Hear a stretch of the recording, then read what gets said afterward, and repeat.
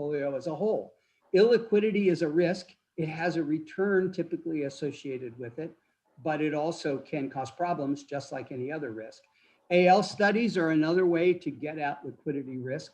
And it is particularly important in some contexts, like your portfolio, which has because of the demographics of the pension plan, has a tendency to be persistently cash flow negative. Variance from the board set asset allocation. Differences from that board policy are a point of risk because that policy was set with a particular risk that the board felt was prudent to take with the assets. So it's one of the reasons why in your quarterly report and in John's review of your total portfolio, we'll always look at how far away the portfolio was from the asset allocation that the board has in mind for the portfolio. Equity beta risk, how sensitive, how much stock risk is there in the portfolio? Not just in the stock allocations themselves, but there's equity beta risk in certain types of fixed income, in your real estate portfolio. And there is a page, by the way, in your quarterly report, it happens to be page 19, where that equity beta risk is tracked over time. So you can see whether the portfolio is taking more stock market risk or less, given the holdings that it has, again, not just in equity, but also in private equity and real assets and anything else that has some sensitivity to the stock market. There are some types of risk that that are best looked at when your asset class officers look at the individual asset classes. Interest rate risk, you had a presentation from your fixed income group yesterday. The duration of the portfolio is one of the key points in terms of, or key metrics in terms of driving interest rate risk. You heard them discuss that. In private investments, the degree of leverage that is used in your real estate program is another risk. Credit risk in your fixed income portfolio. Vintage year risk, which is one of the things that we do pacing studies to try to assess and manage over time. All of those are best analyzed, not at the quarterly report level, but at your individual asset class level. So another point, another question that we ask ourselves is, how did these returns compare to the return expectations embedded in the actuary's calculation of what's called the ARC, the actuarially required contribution? Those of you who serve on the pension committees know that your actuary calculates what should be the contribution for the fund, looking at its demographics, disability rates, inflation, salary levels, and so on, but also what the actuary is assuming for the contributions from to funding from the portfolio itself. And so that's one of the questions that we look at, that comparison of the returns of the portfolio versus those that are embedded in the actuary's calculation that he does to set contributions or to recommend contribution levels. The next question that we ask is, how did these returns compare to the board's estimation of what we would call its aspirational returns from the asset allocation, the asset class structures, the mandates, and the managers you happen to have selected to run them? And that is expressed in your quarterly report in terms of comparing the returns versus your total fund benchmark. Your total fund benchmark essentially is what your expectations are for excellent execution of the portfolio. And the next question is, how did the returns compare to quasi-peers? I say quasi-peers because there is no true peer to the Montana Board of Investment. But there are public funds that have similar mandates, but they have different circumstances and different risk tolerances. And this is one of the reasons why we recommend that you don't place too much weight on peer comparisons, but they are useful to look at the end of the process of assessing returns. We like to ask the question, how did each of the asset class exposures contribute to total returns? That is, where did these returns come from? They didn't just fall out of a tree. And so one of the things we know from many academic studies and practitioner studies is that your asset allocation drives somewhere between 85 and 95% of total returns, and over any reasonably long period of time. And this is one of the reasons why we diversify, because the asset classes themselves will go through periods of time where they're the biggest contributor and sometimes they're a detractor. But that is why we diversify across asset classes, and your portfolio is well diversified. The final point that I would make is that if an asset class persistently falls below your expectations for it, it's time not necessarily to make a change, but to first ask why. The second, ask whether or not the answer to why suggests that a change might be in order. It may be that it's underperforming precisely because it's constructed the way you want it. And the third is that, are there alternative approaches that are available that might perform better? Those happen infrequently, but you have made a number of them. For example, your move to index more heavily, particularly on your US equity portfolio, and your decision to remain active in your fixed income portfolio. Those are significant decisions that you've made after thinking about how you want those asset classes structured. So with that, I'm going to turn it over to Mark, and he's going to actually run through this particular quarter's performance record and do a little bit of interpretation for you. Mark, you're up. But I see you're muted. Yeah, sorry about that. Is it possible to get the share screen so I can pull up the report, or alternatively, I can just walk you through pages? Well, while I start going, I'll just start walking through pages. Well, to Jim's point on, it can be intimidating, especially for people who are new, to have a book that is, over 100 pages long. One thing that we do that we always try to reinforce is if you go to page 5 under tab 9, you can see an executive summary, and it doesn't summarize everything, but we do try to hit the major points of what happened in the capital markets, what happened with your portfolio at a high level, and what were some of the drivers in terms of some of the specific asset class returns.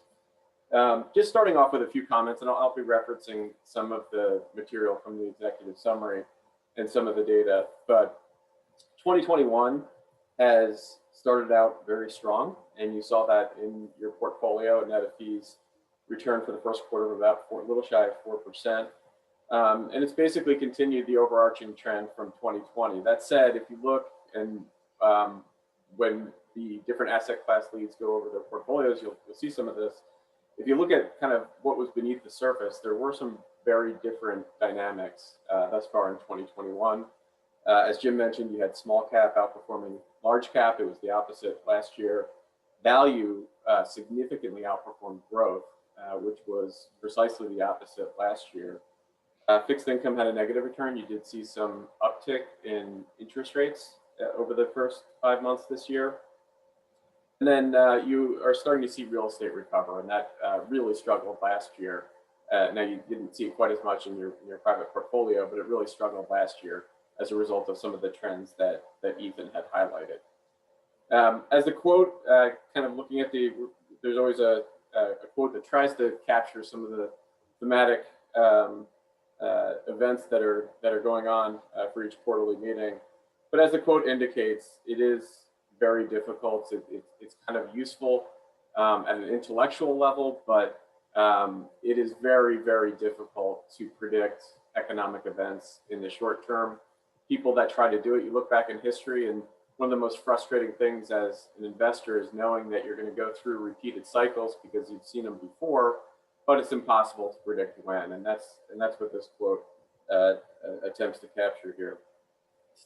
But intellectually, it doesn't take a genius to know that it looks as if we're kind of through definitely the worst of the COVID pandemic in the United States. It doesn't take a genius to know that how this plays out, how the return to normalcy plays out, is going to be a major factor in determining what happens to markets and what happens to the overall economy for the remainder of 2021 and 2022. If you go to page 6 on the following page, there's one interesting factor that that we've been looking at, and it's been growing with time, is you've seen a tremendous amount of fiscal stimulus counteracting what absolutely would have been a depression had it not occurred. And a lot of that got spent in the economy, and that kind of kept, we did have a decline in GDP last year, but it kept it to at least a manageable level. But a lot of that wasn't spent. And if you look at the personal savings rate, averaged about 20% over the past 16 months versus a 20-year average prior to that of 6%. So long story short, there's a lot of cash that's sitting on the sidelines, and that needs to go somewhere. If things get back to normal, you could very well see a spike in consumer spending. I looked online, and you're already seeing some of that. Vodka sales are going through the roof. Now, some of that may be pandemic related as well, but you are seeing some of that consumer spending boom.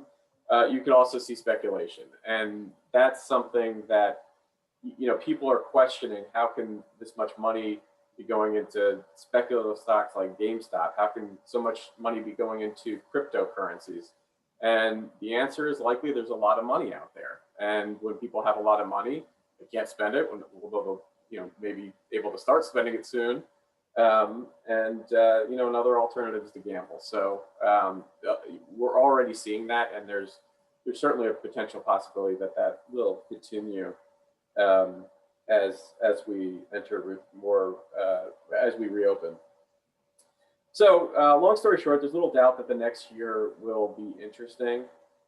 Again, while it's tempting to try to profit from one's feelings about the future, history would show that plenty of people have attempted it, plenty of very knowledgeable people have attempted it, and it's a lot harder than it looks. And ultimately what it comes down to is, by trying to time the market, you're essentially making the implicit assumption that you can predict not only where the market is going now, but how major market participants, particularly the Federal Reserve and the federal government, are going to react to those markets. And those things are just not knowable in advance. And it's the reason why it is wise to have a long-term strategy, which we always encourage clients to do, and stick to that strategy and not try to time the market based on short-term events. Those are my opening comments on the capital markets for the most part. Any questions, or we can move on to the actual performance report. Mark, I don't have a question, but I think we've got it set up so that you can share your screen. Oh, okay, great. And then I think Terry had a question. Go ahead, Terry. So you may be going to cover this, but I was surprised on page 6, given how equity-centric our portfolio is compared to other pension funds. I was surprised that we didn't do better in the 1 year against benchmark. I really so we'll get to that. It's a good point, and the vast majority, as always, and it's kind of frustrating to keep repeating the same message, but a lot of that comes from private equity. So your private equity portfolio is tied to essentially mostly a small cap index, also some private debt as well. And it just, when you have these huge updrafts, your private equity portfolio doesn't capture that. So that's a lot of the underperformance for the year versus the public employees benchmark. And then, in terms of peers, I would just take it with a grain of salt. Short term, you're at about median. But long term, you're still where it really matters more. You're still very strong. You're top quartile or top decile over 10. Sorry, Mark, we're just laughing because I just realized I just walked right into that. That's okay. We discussed Private equity always led. Duh. Yeah, that is the primary source there. Try. Any other questions on just kind of high-level capital markets, or we can go to the remainder of the portfolio? Just a quick comment for Terry's question. You can almost be assured that if the public equity market has had a big run up or a big run down in the previous year, you will have the private equity, private real assets, private real estate distortion when it comes to the short-term performance of the fund versus its benchmark. But, you know, in terms of how well you did versus the fund or the peers, there's nothing disturbing about this at all. I mean, you have a substantial amount in diversifying assets. You have lowered your equity beta. I mentioned that we track that. It's in your quarterly performance report. And you have lowered it over time gradually. So you're not quite as sensitive to the US stock market as you were, say, 5 or 10 years ago. So I'll stop there. Back to you, Mark. Sure. Any other questions, or we can get into the actual portfolio? Okay, Go ahead, great. Mark. So on page 5, you can see the different retirement plans, the 9 different retirement plans. You know, obviously, the public employees and teachers constitute. Hang on for 1 second, Mark. Okay. Because, On the second. right, there's always a couple of things behind this tab. The one that's paper clipped with the blue black paper. And we're into the second one. Everybody, Thank you. Yeah. all right. Oh, can you Yes, see you- my screen too? We can see the screen, but we just wanted to get everybody on the, Okay, that's okay. Good. You're in, Mark, you're in the big quarterly report now, correct? big one. Correct. It's another page 5. I apologize for the confusing. So again, you can see the value of the plans, almost 14 billion in total assets. So quite a bit of an increase over the past few years. We go to the next page, just really quickly. This is a relatively new page that we have. You can see the different asset pools, the 2 different asset pools in which the retirement plans are invested. The cap is kind of the pool that has all of the asset classes: U.S. equity, international equity, real estate, et cetera.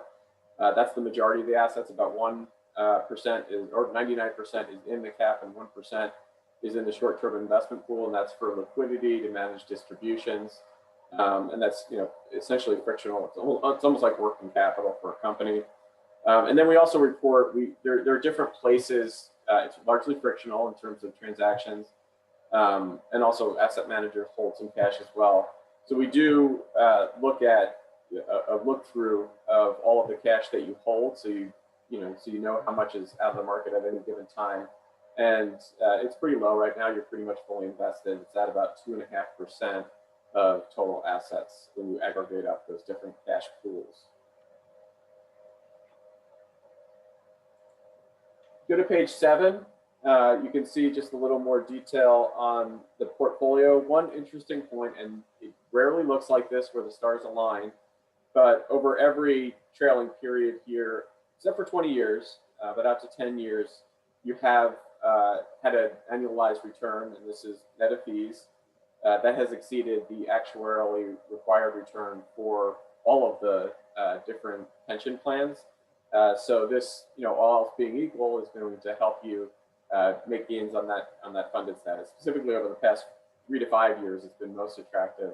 Again, largely because of those equity movements up, but you know, just shy of 10% over 3 years, and just precisely at 10% over 5 years. So that's generally a positive message. Now, we always tell people to temper their expectations. As you do have these market runs, it tends to dampen our returns in the medium-term future. Now, that's not interchangeable with the way the actuaries count it, which is over a much longer time frame.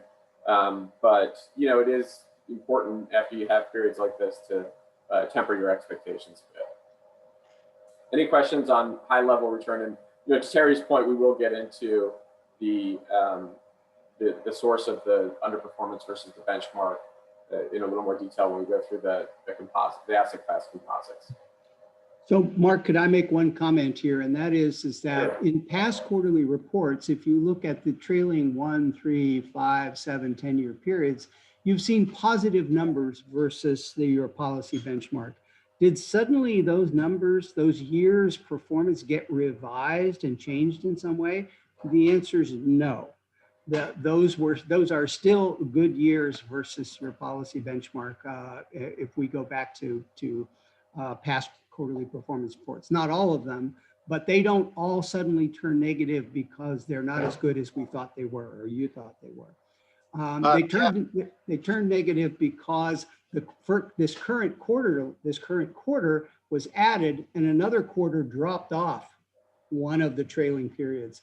And if this quarter happened to have a big distortion to the benchmark because, as we talked about before, the difference between the performance of the public markets and the private markets, it will temporarily affect all of those trailing periods.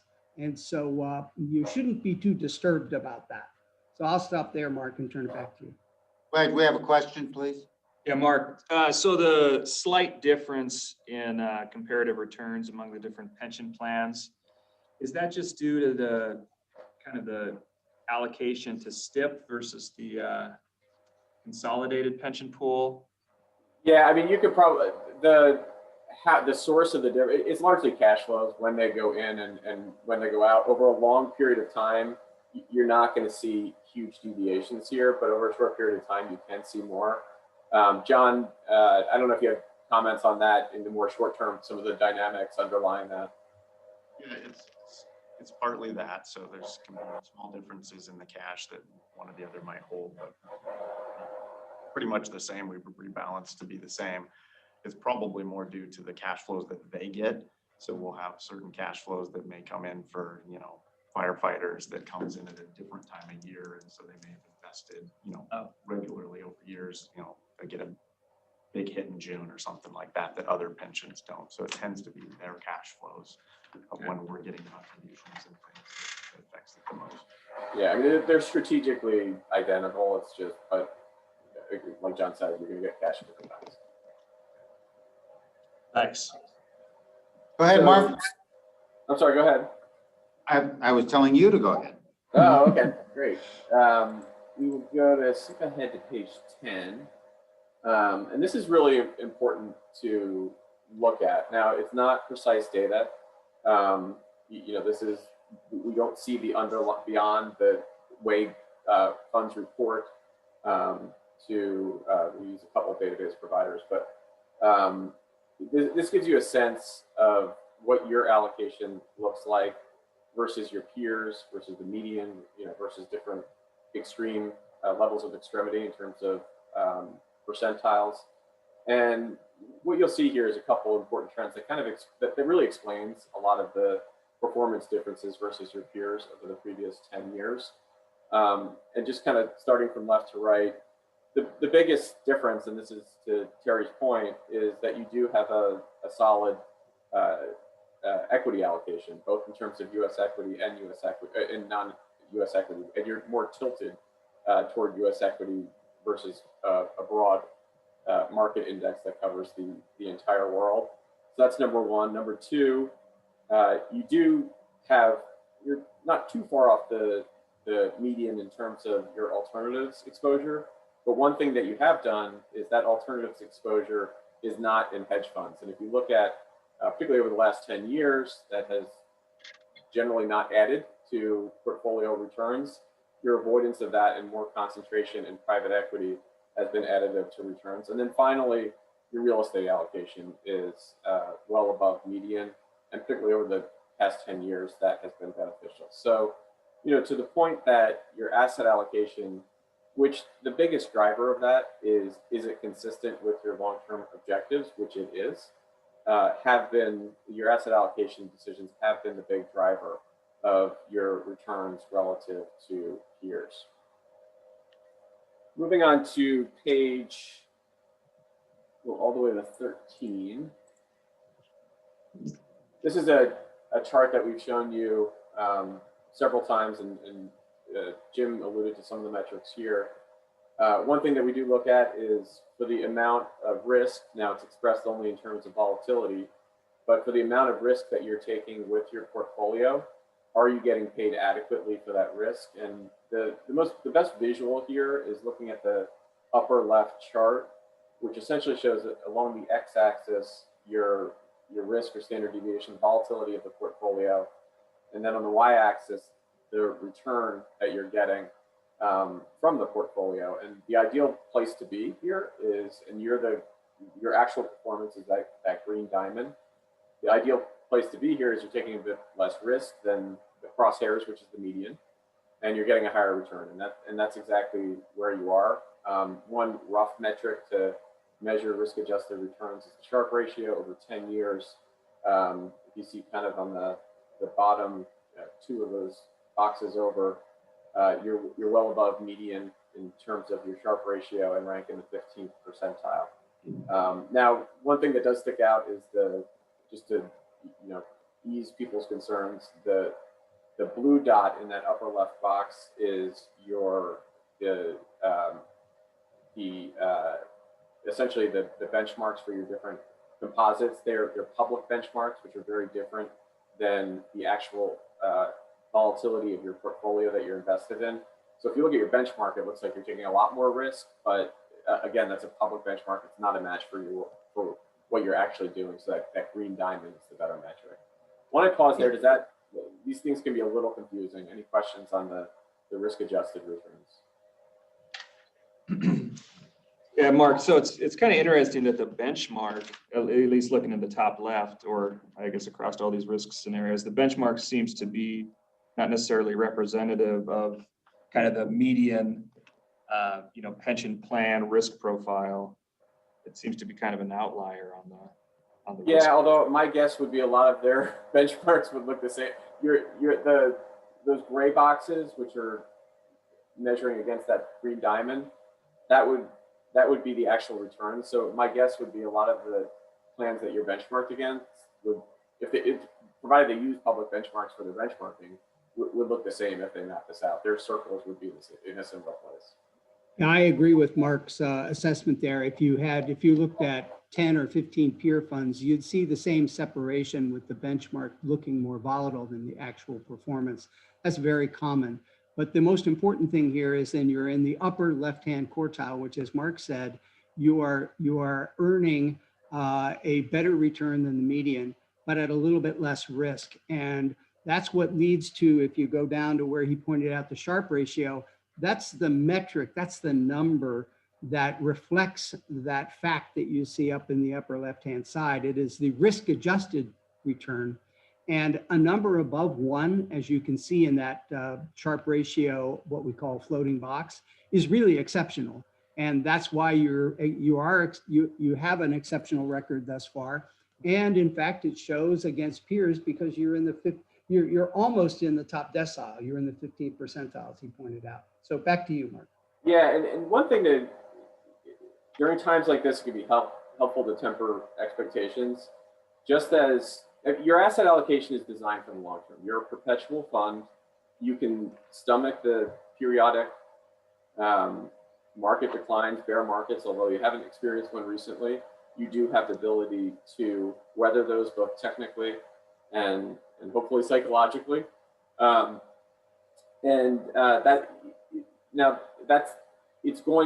It's our belief that that's going to pay off for the long term. Now, in the short term, it may not. And those asset class exposures that you've had relative to peers have been very beneficial over the last 10 years. There will be a period where it's not. And there will be probably, if you're like every other human being on the earth, a temptation to react to it. And it's at those moments that it's most important to keep discipline and not try to time the markets. At the end of the day, it's getting a long-term asset allocation that matches your objective, being disciplined over the decades. That's going to drive your success. So it's very easy to do that when things are going your way. There will be a period, there always is, where it doesn't. It can be helpful to just kind of remind yourself of that. So you're not concerned? I'm sorry, I don't understand why we shouldn't be concerned that the benchmark is such an outlier. I mean, you told us it's not unusual, but. Well, it's not unusual because you're essentially over a long-term period, and this is mostly in terms of return, it's not in terms of risk. So over a long-term period, the goal is to have, for example, private equity and now private debt a bit as well, to outperform a public benchmark in terms of return to compensate for you for the risk. So that those two are very comparable over a long-term period. What isn't comparable is the risk element of it. You will never see, even though if you look at the underlying assets, there probably is more volatility of the underlying assets, but because of the way the appraisal process works, the reporting process, you will never see the same amount of volatility in a private investment that you will in a public investment. So there will always be this deviation between the risk of the benchmark and the risk of the actual portfolio. Now, if you technically evaluated the value of private assets every day, it would probably look the same. But I don't know if that makes sense. The risk never lines up. The returns should line up over a long period of time. Let me take another stab at that. If you were only invested in publicly traded daily mark-to-market securities like stocks and bonds, then a gap like this would be very puzzling. And the use of the benchmark to gauge your risk would be very appropriate. But because you have so many private investments that aren't mark-to-market daily, the usefulness of the benchmark to tell you about risk as opposed to return in this chart, this cloud chart that you see that Mark pointed out on the left-hand side, is very, very limited. However, that's not the only reason you choose benchmarks. In fact, it's not the main reason you choose benchmarks. You choose benchmarks to try to assess whether or not what you're doing in any particular asset class is as good as either you aspire to or the alternative that you could use. And when you think about alternatives, one of the alternatives, even for private investments, is what if we change them all to the closest approximation that is available in the public investment markets. So as Mark said, this gap from a risk point of view doesn't bother us at all. If there was from a return point of view, if there were a big difference one way or another, that would be something that we would remark on. So I'll stop there, Mark. All right, Mr. Nelson. Sir. I mean, is Yeah, Bruce. Jim, Mark, so is what you're saying that as we over time increase our private equity, that the discrepancy with the benchmark will increase as it becomes a less reliable indicator of risk? Marginally, I mean, I don't think you're gonna. It would be a major increase if you were to take private equity from 10% to 30%, but marginal increases, I don't think it's going to make a whole lot of difference in terms of widening that spread. Yeah, you're correct about the direction, but the limits that you have on your ability to tolerate illiquids are sufficient that this is not something we worry about.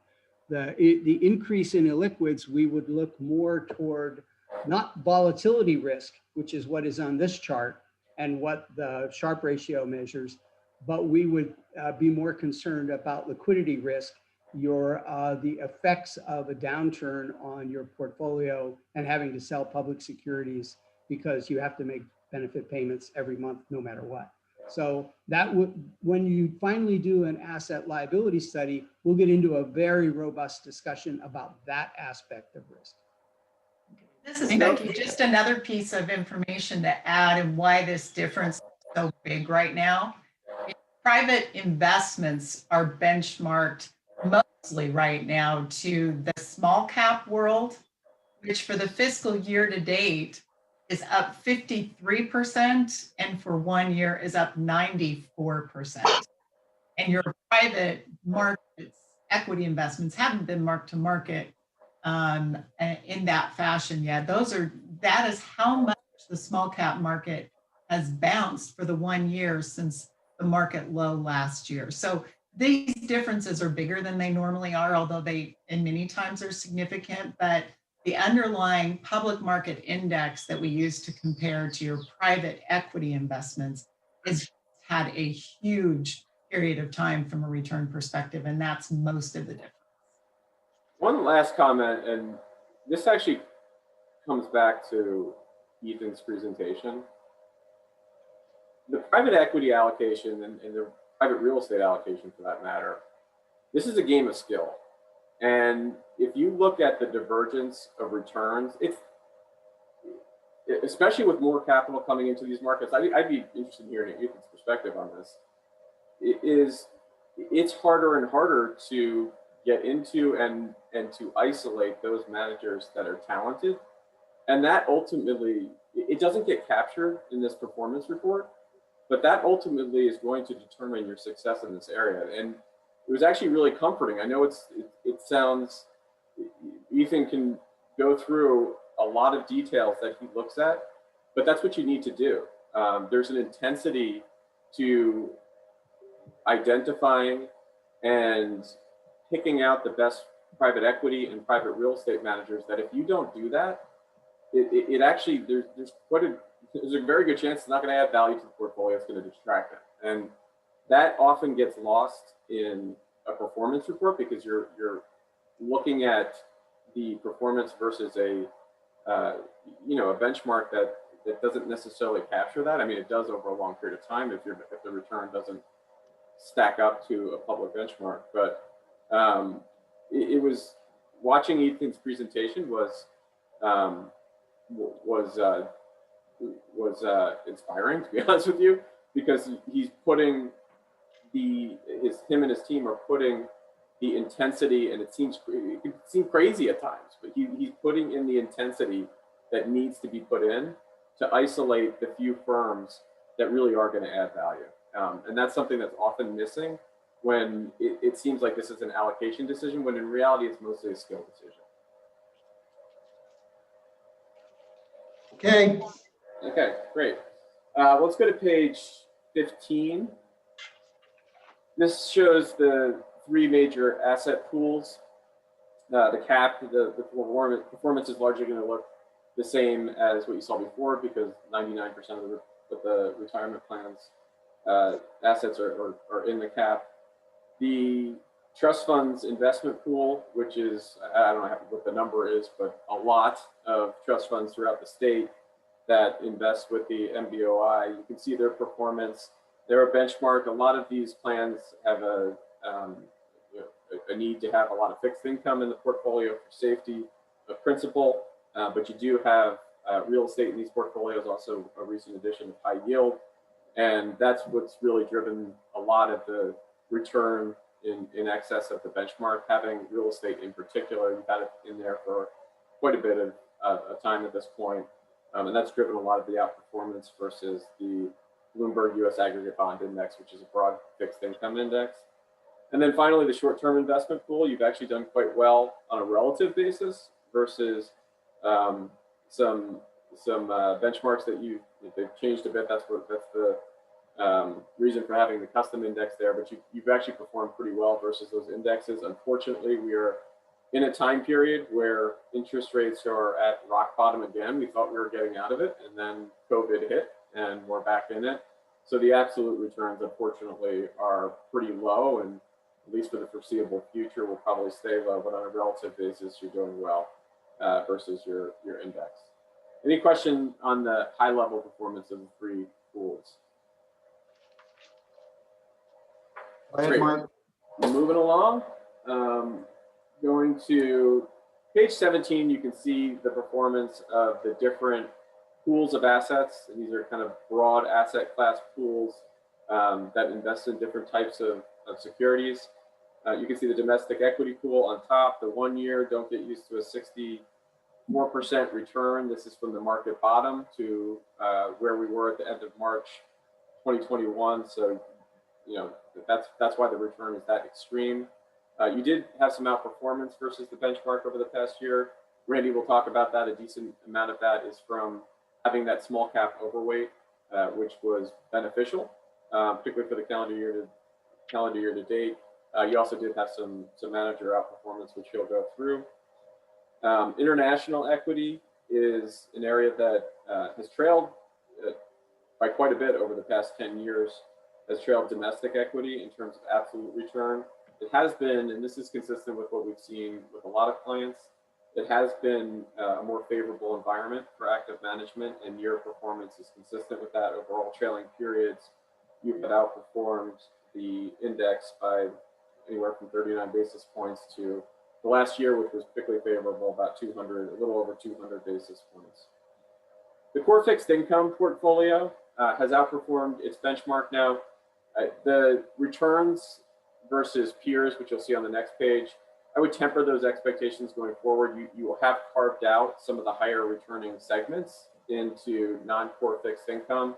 So when this is benchmark versus peers that have that included in the composite, it may make returns look a little less favorable versus peers. Non-core fixed income, this is a relatively new allocation that's been built. Well, not necessarily new allocation, you've had high yield for a while, but you've been building that with investments such as preferred securities, emerging markets debt. So that's now carved out into a different asset class. And the objective here is there's certainly capital preservation involved, but some of these areas are expected to get a little more return given the low interest rate environment that we're in. The underperformance versus the benchmark, and this is actually a pretty interesting area. So a lot of that is driven by the high yield strategies. It's been a very difficult period to outperform in terms of high yield. And as a result, there have been some leniency in terms of fees, and we did change one fee to a performance-based fee, which could help out during periods like this. Next is real assets, and this is the other. So private equity was the biggest source of underperformance versus the total fund benchmark, but real assets was also a big contributor over the past year. And a lot of that is the index commodities, especially energy, over the past year has really rallied. That is not necessarily, unfortunately, reflective of what is in the portfolio. Not that you intended to do that and it wasn't there. It's just this is where you get those big benchmark mismatches over a short-term period of time. So that was a big source of underperformance at the total fund level. Real estate, I think you've got a pretty good overview from Ethan in terms of the strategy, but performance over the past 10 years has really been quite strong, more equity-like returns. Now, as Ethan said, you may not see that, you probably won't see that going forward, but over the past 10 years, added a 9.24% annualized return net of fees and outperformed in the index over that time period. The last thing is the private investments. We've talked about that, but to Becky's point, small cap in particular over the past year just had a massive rally, almost 100% return, and private investments did not. I mean, they lag in bull markets typically, but when you have a 90% return, it's going to lag quite a bit, and that is the source of the underperformance there. That's a lot of data to throw at you. Want to pause there with any questions? So by lag, that means we should see some nice returns in that sector going forward? Yes, but also, yes, it takes time for them to catch up. Also, what you'll see, and you have seen this in the past, is when you have bear markets, you tend to see the opposite effect. So the public markets take the brunt immediately, and then the private markets, it'll slowly creep in, but that's the diversification benefit that they provide. Now, in reality, is it actually real that that's happening if you look at the underlying portfolio? To some extent, yes, but to a large extent, no. Those prices are actually varying as well. It's just that there's no quoted price for them on a daily basis. But it does provide diversification in the portfolio, even if it's not entirely real. Well, Mark, in honor of not being too optimistic all the time, is there anything that you could draw our attention to that we could improve, or something? I'm always looking what we could do better, or what do you think you draw our attention to in any of these figures in that vein? Well, while Mark's thinking about that, I'll point out page 19, which is the equity beta chart. This is the how sensitive is the portfolio to the ups and downs of the U.S. stock market. And we've remarked in past meetings, you see that from about 614 on the x-axis, June of 2014, through very recently, you've seen that the sensitivity of the portfolio to ups and downs in the US stock market alone have become somewhat less. This is a sign of greater stability in the portfolio and likely less volatility. But there's been an increase here in the last year or so, and it's too short a period to be concerned about at this point. But it bears watching, because if this were to increase and reach levels above a 0.6, if you look at the y-axis beta to the stock market, it essentially would be saying this portfolio has evolved to a point where it is now more sensitive to the US stock market. And that may not be a desirable risk posture for you to have. So in response to your question, Jack, it's not something that we're concerned about because it's too short and too small an uptick, but it is different than what you've seen over the past 6 years or 5 years. And so it's something that we will watch over the next succeeding quarters. Mark, I don't know if you had any other areas that you wanted to point out in response to Jack's question. Yeah, I mean, I would say it's less specific in the portfolio right now, but just as two general comments. One is investing is a weird profession in two ways. One, best All right, practice. we're breaking for lunch. Okay. Best practice is not what everyone else is doing. Best practice is doing what everyone else should be doing, and you figure it out. And just being open to that is something that we always encourage clients to do, because that's where you can really add the value, is figuring out what nobody else has done and can really add value to your portfolio, and it's not easy. So that's number one. And I think you are, and I'm actually excited about some of the things that we've been doing in that regard. Number two is you have not experienced a bear market in a long time, and you know it's kind of like when I mean, I don't know what it's like, but people say it.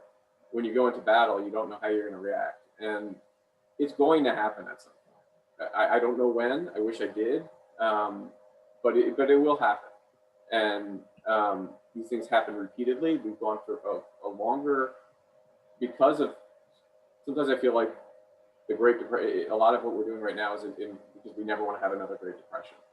And, you know, the Fed has really been buoying markets and moving fast to stop panic before they get to that point. That may not always happen forever. That's not going to happen forever. So I'm not saying it's going to happen tomorrow. I'm not going to say it's going to happen in 2 years, but at some point you are going to have a bear market, and you're going to be, there's going to be a temptation to react in a way that may not be beneficial. And just in preparation for that, steel your nerves, be confident in the long-term strategy that you have, and know that you will be tested at some point. Now, Terry, you're probably going to get out the door early enough, but for the rest of you, just keeping that in the back of your mind.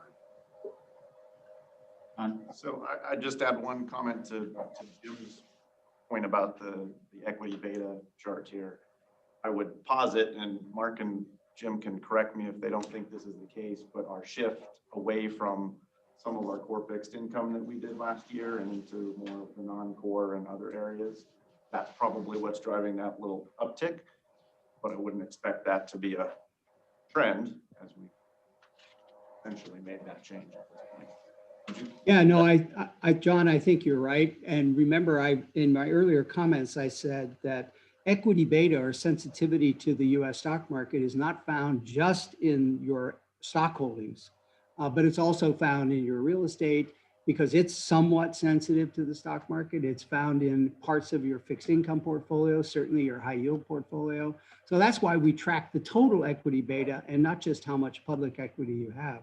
You know, Jack, in response to your question, the challenges that the fund faces are less execution at this point, because you got, your staff is taking the delegated authority that you have and executing it well. You've had a successful asset allocation to date that has contributed mightily to the performance of the fund. You've made a number, your staff has made a number of structural changes, but the big challenge is more macro, as Mark pointed out. Fixed income is simply not offering enough return to make a meaningful contribution to the actuary's assumption for how contributions should be set. Whether that continues for some period of time or not, that's tough. And back to Mark's question, you know, when he pointed out that you essentially have been exceeding for 10 years that expectation that the actuary is using to set appropriate contribution levels.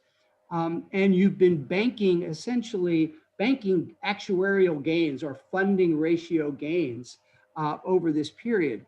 There will come, as Mark said, a period of time when investments won't be banking gains, but could be somewhat of a drag on fund ratio, the health of the pension plan, even though the last 10 years it's been a huge contributor to the health of the pension plan. And I think it will be there. Keep an open mind, look at the portfolio, but don't assume that a decline in the funding ratio because fixed income yields are near historical lows is somehow a reflection of a need to significantly change strategy. It might be, but it might not be as well. So I'll stop there. Maybe just quickly on the point of adding assets to CAP over the last 10 years. It's important to remember the historical perspective. The pensions were fully funded in 2000, 2001. There was a policy change that was not funded. It increased the GABA on PERS, was never paid for, and that all of a sudden put us into an actuarial unsound position. We have been clawing back from that over the course of 21 years now.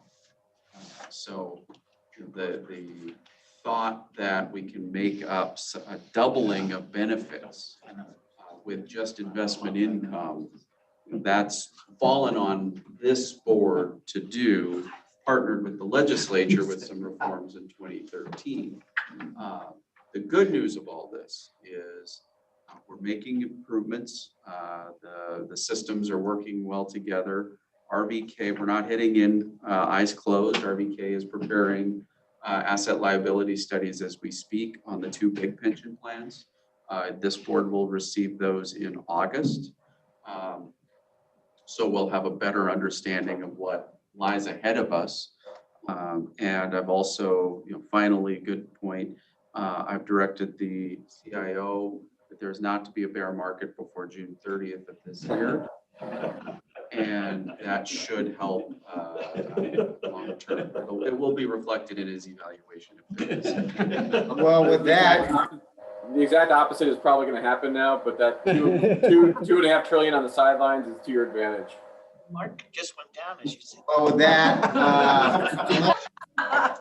unless you've got more, let's take our break. Mark, did you have anything, or Jim or Becky?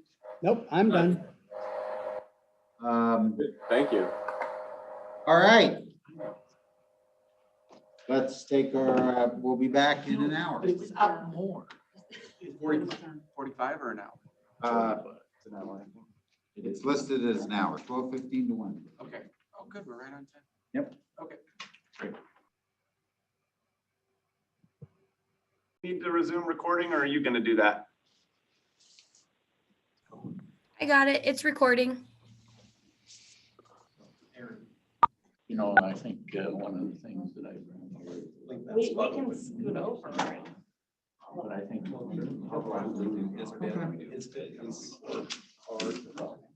Yeah, I'm like, great.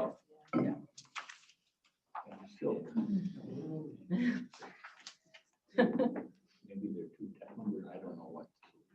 It's a challenge, you know, because after you take your beating. After you take your beating.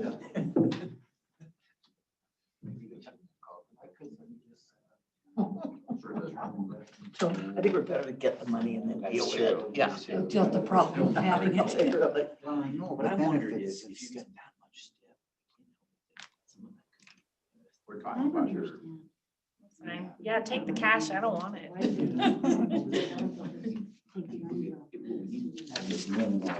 Yeah, right. Oh, Carl, you're telling too much. It's recording. Lindsay's recording, so we're good to go. all right. Diane.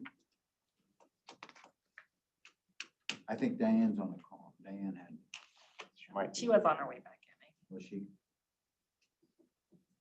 Let's give him one more minute. and then-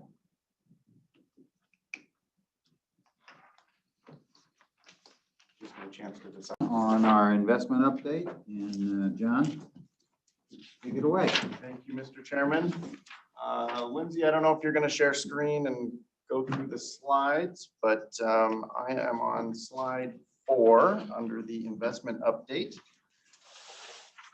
So same slide you typically see here. So as we've talked about a little bit, an absolutely amazing recovery from the depths of the February into March lows or drop that we had during COVID. But I think the more important numbers here are really the long term as we look at the 5 and the 10-year. And as we talked about a little bit before, that we've added significant dollars to the pensions over and above the payment of benefits. I would note, and I think I've talked about this a little bit before, that if you kind of look across the red line there, which are the payments out, you would kind of note if you were looking at the current year that, you know, if you took that times 10, it would certainly be a bigger number because our benefit payments going out have been increasing slowly over time. Although with some of the changes that Dan mentioned earlier to the pension funds and benefits that are paid out to more current employees, should start to kind of level off over the next several years. I don't remember what the exact time frame was there off the top of my head, but something that we're certainly aware of as that's why we exist, to make the benefit payments. Questions on slide 4? All right, moving on to 5. This is the breakdown of the individual asset classes that we have here and the changes in each over the course of the year. So if you look at that second column from the far right, the net cash flow, you can see that domestic equities is generally where we have been trimming over the last year, as we've certainly had incredible performance in that asset class. And though that's typically where we have gone to pay benefits and to reallocate into other asset classes over the course of the year, or the primary place at any rate. Other things of note maybe on this page are the increase in non-core fixed income, which we've talked about. So in addition to emerging market debt and the preferred securities there accounts for pretty much all of that. Maybe a little bit to high yield as we added a little back, say the second quarter of last year when it was really down. And then core fixed income, a decline there. Also driven by our reallocation that we put in place last year.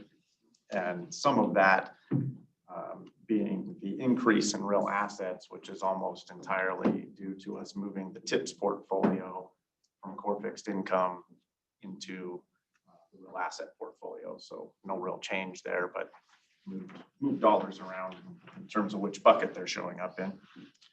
Questions on slide 5? All right. Moving right along to slide 6, you know, same basic thing that we saw on 5, except broken down by the individual plans. As you can see, most of the plans here, cash flow negative, as I mentioned, with a couple of exceptions, and that's just kind of depends on the individual flows that we might have for each of the pension plans. Obviously, public employees and teachers kind of dominates those numbers. questions on this page? All right, seeing none. Slide 7, performance. So, really lights out performance for the 1-year number here, but obviously we're not capturing the big downdraft that we had prior quarter. So a little bit of a bounce back. You're seeing the most optimistic, 1-year snapshot here. As Mark and Jim and RBK generally noted, probably wouldn't expect that kind of performance next year. Reversion to the mean is usually a real thing, and we'll see how it works out. We're hopeful, but I think the more important number here certainly is the long-term numbers, which are, as RBK also mentioned, in excess of the actuarial rate of return, which is huge over a long time frame. That's what we're trying to do. What is that current? See, public employees is 7.65 and teachers is 7.5. Okay, thank you. On slide 8, you can see the performance for all of the individual asset classes, which RBK already kind of went through a lot of this, and probably the most noteworthy thing here is really that everything contributed, which is not the case. And really, just about everything is into double-digit territory. So very strong returns across really all of the asset classes, as we've kind of seen it really be a extreme risk on type market environment over the last year as people were optimistic that we were going to recover from COVID. Slide 9, our asset class allocation ranges here. Not a lot to say other than, adhering reasonably close to the midpoints, and we're well within range. We don't really have any significant bets on. A lot of this tends to be driven by market movement, so it's not always something that we can control, certainly not in the private real assets, real estate space. It's a lot tougher because it takes time once we sign up for a fund to actually get that money in the ground. So in the public asset classes, that tends to be where we're trimming and trying to adhere to the ranges as best we can. I will say, Maggie was asking me, I think at the very beginning of the meeting, what do you do when everything's expensive and it's difficult to figure out what you should be doing in terms of investments? And I think my best answer is, well, we stay diversified. We adhere to our asset allocation. When we're trimming from domestic equities as it's going up, could we have made more if we'd have just kind of let it ride, as it were? I suppose you could have, but I think that's kind of the prudent risk management of the whole thing is, to kind of continually trim there, not get too far away from home to the extent that we can do it. And that is really a big piece and function, I think, of what we can and should be doing over a long period of time. So hopefully this gives you comfort that we are doing that. Slide 10. So a few slides here just on the economic environment. I know we've talked about a number of things, as did RBK, but I'll give you a few at least that I found interesting as I was putting the presentation together this quarter. So U.S. real GDP, I'm sure you've seen a lot of these numbers in the market, in the news. Huge drop in the first quarter, second quarter last year. Huge recovery. But the important part here, I think, is the trend that we continue to see, or at least that the economists forecast, as Mark pointed out. We know what an economic forecast may be worth, but I think the trend is interesting in the sense that clearly the forecast is for above trend performance in GDP over the next couple of years, probably. We were probably for the prior 10, really kind of struggling to get too much away from 2%. It was just kind of up and along post GFC. So the stimulus and things that's been put into the economy is definitely having an effect. We'll talk about that maybe a little more on the next few slides here. So if we go to slide 11, this is something I look at quite a bit. So the red line is the underemployment number. So it's unemployment, but it's also people that are in the market that are underemployed. So they're working part-time, perhaps, and they would rather work full-time, but they can't find a full-time job. So you can see, obviously, it, blew out in COVID. It's had a very sharp recovery, but we're still quite a ways away from what you might, at least pre-COVID type numbers.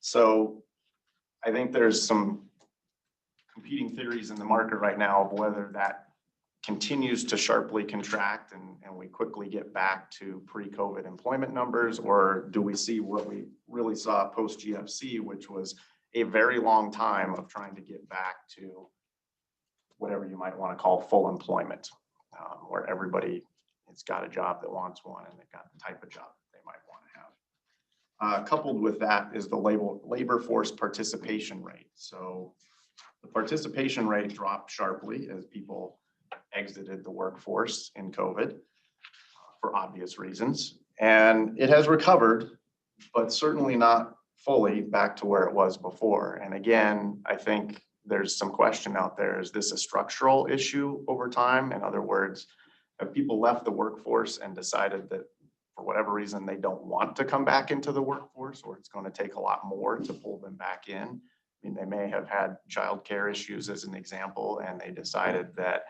hey, I've readjusted my lifestyle. Maybe only one of us in the family is working now, but we're making that work, and I don't really feel the need to go back to work for whatever reason, or it's going to take, higher wages. I don't know, but it's something, again, that you kind of need some of these numbers to come back to a higher level in order to truly say that we've fully recovered from what we've just gone through or our goals. Slide 12. So this is kind of similar to what RVK was showing with the savings rate. So you can see personal income in the blue line and personal consumption in the red line. Historically, those have generally tracked pretty closely. People get more income, they spend it. They do something with it typically. And so you can see the unusual event here during COVID that personal income actually grew significantly, whereas consumption did not. And obviously there's a number of reasons there. People got stimulus payments that they may have saved. They may have saved them simply because they really didn't have the opportunity to go out and spend that money. So it was somewhat of a forced savings plan in some ways. You didn't go on the vacation that you were planning. You didn't perhaps eat at restaurants that you were typically going to do. And so you can see that personal consumption blue line, well above trend throughout COVID here, spiking up again with, I think, the more recent stimulus payments. And certainly the consumption line has started to track up sharply. I guess the question is, how much of that spending is released? And I think that's part of the reason why we see an above trend GDP number for the next couple of years, is that people will probably spend that money at least over time. And that will be a big driver to, the economy over the next year or two at least. Slide 13. Consistent with that, we've seen asset prices rise across the board. So now that COVID is starting to subside, and probably even before in the markets, as we were anticipating that this sort of thing would happen, we've seen the equity market certainly rise sharply. House prices, I think everybody here probably familiar with what house prices are doing in Montana. Very sharp appreciation in housing, but that's true, across the U.S. Some of that may be demographic type stuff. We had typically a cohort of millennials, people sitting next to me that, maybe didn't buy a house for longer than would have been traditional for other generations and preferred to rent and do other things. But I think COVID maybe accelerated some of those trends of people getting into houses and moving to the suburbs and doing all those types of things. And that housing number is also tends to be a generator for the economy over time, because somebody buys a new house, they want to go, put in some new carpet and buy some blinds and all the things that you do when you buy a house and you want to fix it up and make it your own. So that tends to have a little bit of a tailwind as well to economic generation. Slide 14. Similarly here, as we've seen things open up, and probably because we'd seen companies scale back on certain things, now demand has all of a sudden, come to the fore. And if you look at the bottom blue line there, that's the rise in prices in all commodities, which is not huge, but definitely a little bit above trend. But you can pick probably any number of specific commodities out there. Copper is the next line up, the purple one. Big spike there. Copper is used in a lot of things that we tend to want to buy, like your phones and your computers and your TVs or what have you. And then, of course, lumber prices is the green line, and anybody who's doing any building or anything right now knows that lumber prices are going through the roof. I'm surprised you could fit that one on the chart. Yeah. So last week. Yeah, right, yeah. So a lot of price increase here, a lot of, inflation in asset prices. And so I think those last two slides kind of start to demonstrate maybe one of the biggest debates in the market right now, which is, what's inflation going to do over the next few years? We've clearly seen a spike in inflation here recently. The Fed would say that that's transitory and that demand will subside over time as people kind of work through some of that savings. There's certainly a decent segment of the market that feels that there's at least a danger that inflation can take hold and that we could have higher inflation for, a much longer period of time, and it might not just be transitory. And that has implications. Well, I'll go to slide 15. That has, major implications for the valuation of assets, because the inflation debate is going to drive interest rates. And as we talked about with like Ethan, with cap rates for real estate, that cap rate is driven kind of by what's the return. If inflation's up at 3% and you're only getting 4% off of a core real estate investment, well, then maybe the valuations need to adjust such that you're going to get 5 or 6. And so that might be an indication that, valuations would be lower if we had higher inflation in many instances. Certainly, I think the stock market would react negatively if we started to have much higher rates. And we've seen that in past cycles. As the Fed starts to take away the punch bowl, as it were, then people are a little bit less excited about the valuation on some of those assets because they were counting on extremely low rates for a long period of time. All that is to say, that's one of our big investment challenges in the current environment, figuring all of that out. Global monetary and fiscal policy is certainly a big factor in what's driving investment returns at the moment. And, I guess consistent with prior comments, what we see in the market right now are, at least by historic standards, pretty high valuations and very low yields. Makes it a little tough to figure out, exactly what we ought to be doing. So we're not going to make any big guesses, I guess, about where that might go. We're just going to try to stick to the plan. We talked about transitioning back to the office a little bit prior, and manager due diligence. So, all coming back post Labor Day. Manager due diligence, we're doing, the due diligence that we need to do at the moment, and then kind of post that Labor Day timeframe when everybody's back in the office, we will start to open up to managers coming in here to us, and also freedom and travel for us going out to see them. Continuing to build our manager bench and the relationships that we have there, and evaluating new opportunities. So I think we'll continue to use Zoom, and it's a great tool for a lot of that type of stuff. But I think consistent with what Ethan was talking about and others, I think it's very important that we go out and talk to managers face to face and meet with them and get a feel for how things are going on the ground, make sure that they're doing what we want.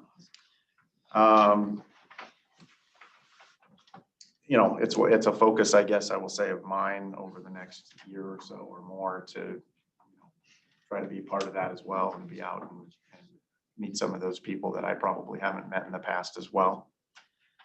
Continued focus on manager fees. When we talked a little bit about the high yield fee process going well, I think we're going to get that to completion here, hopefully within the next couple of weeks. I think we've got one done and two are kind of in the final contracting phase, hopefully. So we'll get that done, but we'll continue to look for savings across the board there as we can find them.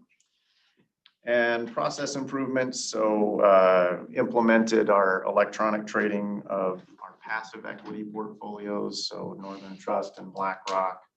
I guess we did that, would have been kind of second quarter, I guess, that we finally got that all up and running, but that seems to work well, and hoping that makes it a little smoother for operations and accounting and everybody when we go through all of that.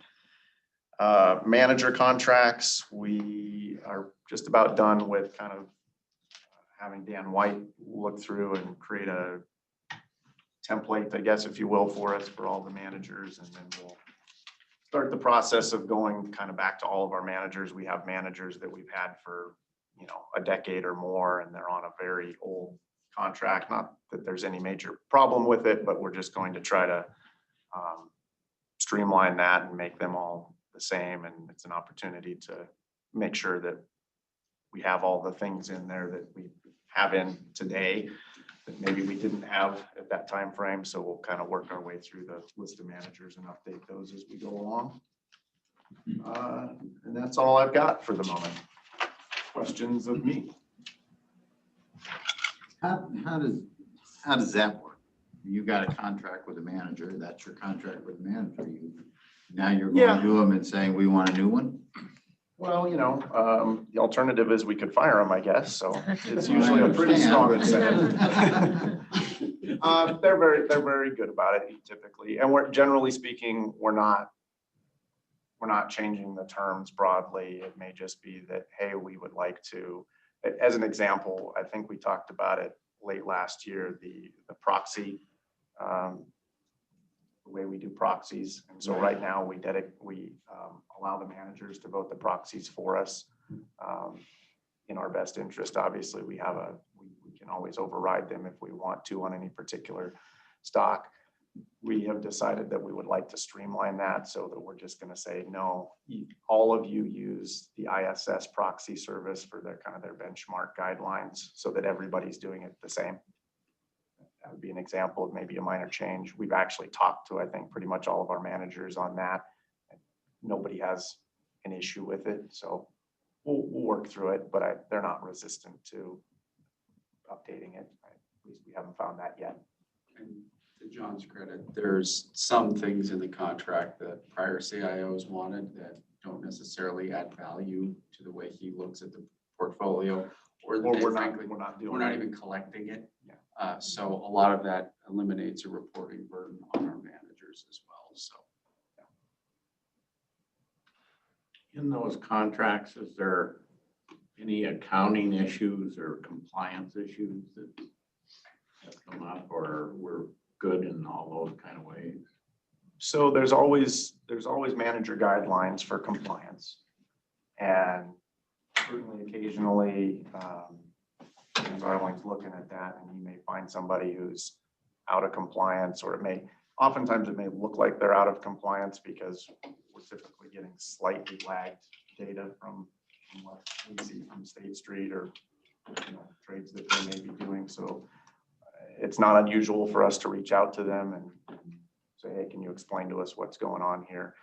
Occasionally they may reach out to us or vice versa, and we may say, hey, we'd like to do this and it's not allowable.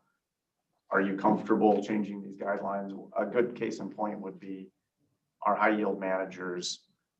I don't want to get too in the weeds, but there's a security called 144A. It used to be kind of one of the standards in the market, and you would limit how much somebody could hold in those securities. Now it's like all the securities are 144A, so the market changed and it just doesn't apply anymore. So there's always little, changes like that we may be doing, but there's no, I wouldn't say there's any issues with anybody that we've had from a compliance perspective that's an ongoing thing or anything like that. accounting wise, typically our issues with accounting aren't between us and the managers, it's between us and the custodian. And that's where we have a lot of the work to do.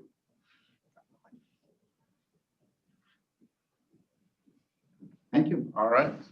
I will turn it over to Aaron for macro attribution. Good afternoon. So I'll just kind of reference this takeaway. Aaron, we can't hear you. Oh, shoot. Can you hear me now? Can you hear me? Nope. Oh, there you go. How about now, John? Yo. Hold on a sec. Turn you down. If it matters, I can hear Aaron. We can too. He's just blowing our ears out. We're loud. Hold on a sec. We're adjusting. There you go. How's that? Try it now, Aaron. How's this? There we go. Perfect. Yes, I'll just kind of reference the takeaway page. Feel free to jump in and ask questions at any time, but it might help to reference the next 2 pages, just given my comments. So as a reminder, macro attribution is an attempt to break down our pension's return into the different decision points made along the way. So the first level of this decision is made by yourselves, the board, and that is what is the strategic asset allocation of the plan, which is really going to be the major driver of our overall performance. The strategic asset allocation return is the return that would have been approximately earned had we invested in the benchmarks of each of the asset classes at their midpoint of their asset class range. So for example, the investable range for domestic equity is currently 24 to 36% of the pensions portfolio. So making 30% the midpoint. So if we were invested 30% into the MSCI USA IMI, which is domestic equities index, that's kind of an example of how that works. But overall, if we were invested in our benchmarks at the midpoints, we would have earned approximately a 40% return, which is amazing. So the second level decision shows how our actual asset allocation within the asset class ranges impacted returns. So had we actually held a weight in domestic equity of 33% rather than the midpoint of 30%, this quantifies what effect that additional 3% above the midpoint had on the overall pensions return. Now, we're not really making tactical bets like that. So the majority of these effects are really just going to come from a slight drift in the weights given market movements before we periodically rebalance throughout the month. Also, like with the private asset classes where we can't just move to the midpoint if we wanted to, there could be some tactical contributors there. The third level decision shows how the benchmarks chosen for the underlying managers within each asset class added or detracted from performance. So again, for example, with domestic equity, as Mark had mentioned earlier, small caps performed very well, and we have a slight small cap bias within the portfolio. So that was the main contributor to this overall outperformance of 15 basis points within domestic equity. Another one I'd highlight is with the real assets asset class. As of 12/31, the benchmark consists of 33% of the ACWI Commodity Producers Index, 33% ACWI Infrastructure, and 33% inflation-linked bonds, U.S. TIPS. And the reason that there's going to be some style selection effects there is because our actual, the underlying portfolios of timber and energy commodities basically accounts to 55% of the portfolio. So the commodity producers index did really well. We have an overweight to those types of managers, which led to that selection effects. The final decision level being manager selection. So how did our portfolio managers add additional return all the way up to the pension level? Within domestic equity, our 130/30 managers had a very good year. Some of their outperformance was dampened by a small cap value manager, but overall we had a net 13 basis points in manager selection outperformance in domestic equity. In international equity, there was a notable well-performing growth manager and a value manager, with most of the remaining managers having a return that's similar to the benchmark. So they wouldn't add any more additional effects above that. Our external core fixed income manager, the only one we have in core fixed income reams, had a very good year and added 8 basis points to our pension's overall return. Within non-core fixed income, the 3 high yield managers we have all underperformed, and that led to the overall underperformance of 10 basis points. In the fourth quarter of 2020, we also brought on a preferred securities manager and emerging market debt manager, so we can expect to maybe see some more contributions from them going forward. And kind of similar to what Mark had mentioned earlier, again, the private investment managers did not really perform very close to their benchmarks, given the benchmark's public nature and the lagging pricing of the private securities. So again, there's going to be some noise in those. Private investments was the one that was obviously the major contributor this go around, but yeah, we'll expect some more noise around that going forward.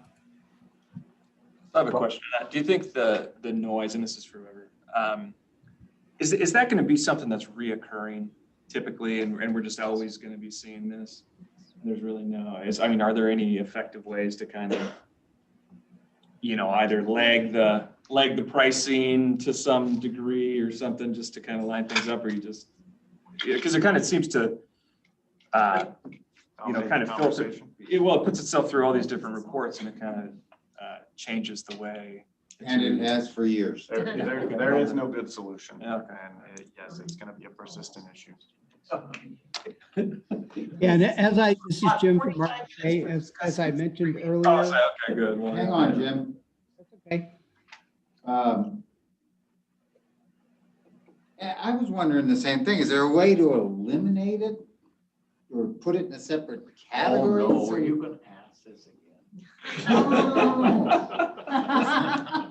There's no way to. This is why we go over here. The answer, Carl, is yes and no. Yes. That's good enough. Thank you. Stop right there. Yes, please.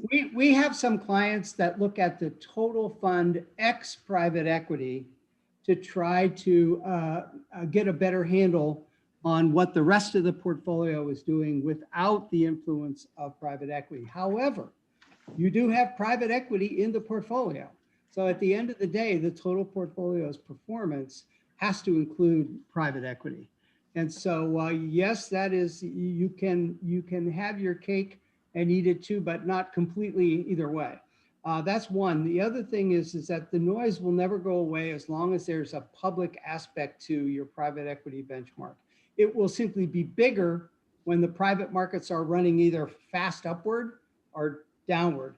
And lagging can help, but not very much, because oftentimes the movements upward and downward in the public part of the benchmark continue on for some lengthy period of time, as in the case we've just experienced, where they basically continued for a number of years. So, so there is one thing that you could do, but it's not perfect. That's the best that we can do. The other comment I'd make, which to Aaron's presentation, which is excellent, is this is why for so many years we encouraged the board to establish a policy portfolio, or at least midpoints in the ranges, because that completes the suite of information that Aaron really needs to step through strategic asset allocation all the way down through all these decisions. And did you notice that strategic asset allocation, as we have often said, accounts for so much more of the performance of the portfolio? When you get down to managers, you're talking about affecting the portfolio 6 basis points here and 8 basis points there.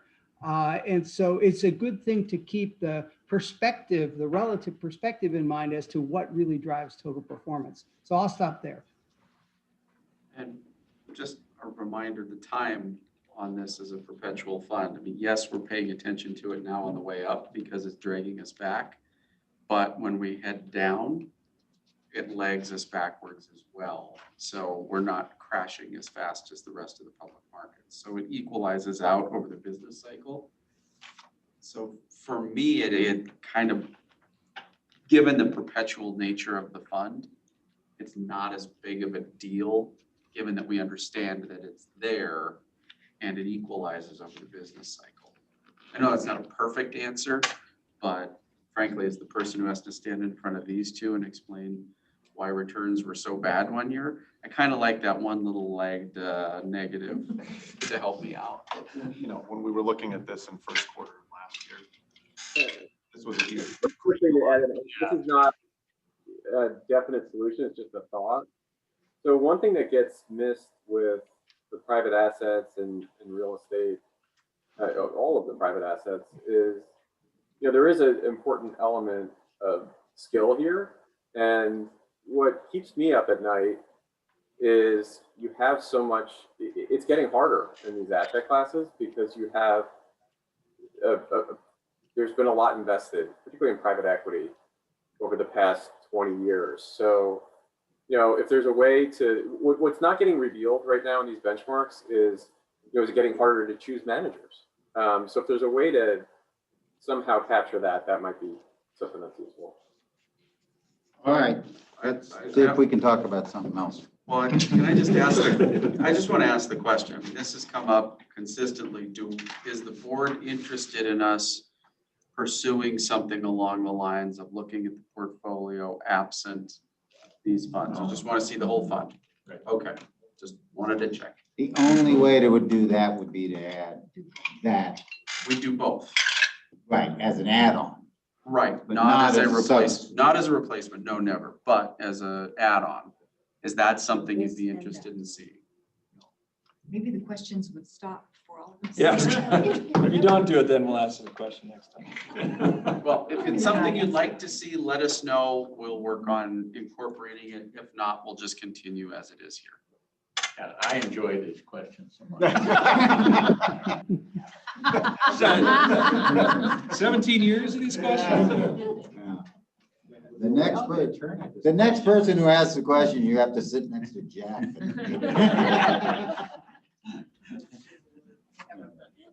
All right, is Aaron done? That's all I have prepared. Thanks. I think Michael's next on slide 19. Thanks, Aaron. A couple more slides. There you go. Afternoon, everyone. How's my audio? Very good. Good. So I'm on page 19, private investments, market environment. After a very turbulent 2020, we're seeing normalization across private investments, seeing it creep closer to medium and longer term trends for 2021. The first half of 2020 was quite tumultuous, and then we saw a rebound at the end of 2020, and now we're seeing more normal numbers. Second bullet point, valuations. We're seeing a fairly low purchase price multiple, which is generally reflective of valuations for privates. I think that number will likely increase. For some reason, the count in the last quarter was fairly low. So I think this number is skewed towards a few deals, and we'll see that number creep up to more of a normal as the year moves on.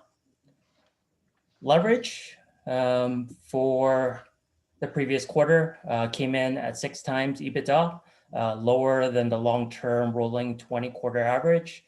I think some of this is explained with a more conservative book and credit lending by the banks and by private credit. 2020 was pretty crazy, and I think a lot of those lenders went risk off to protect their portfolio. And now that we're seeing a rebound with the economy and the business environment overall, we're seeing more of a risk on environment. And so I think that number will come up as well. Fundraising for 2020 was tepid. As expected, there was almost no travel. And so a lot of fundraising was put on hold. I would expect that 2021 will be a record-breaking fundraising year. A lot of people held off in 2020 and have restarted or kicked off in 2021 based on our own re-up pipeline with our existing managers and what we're seeing in market.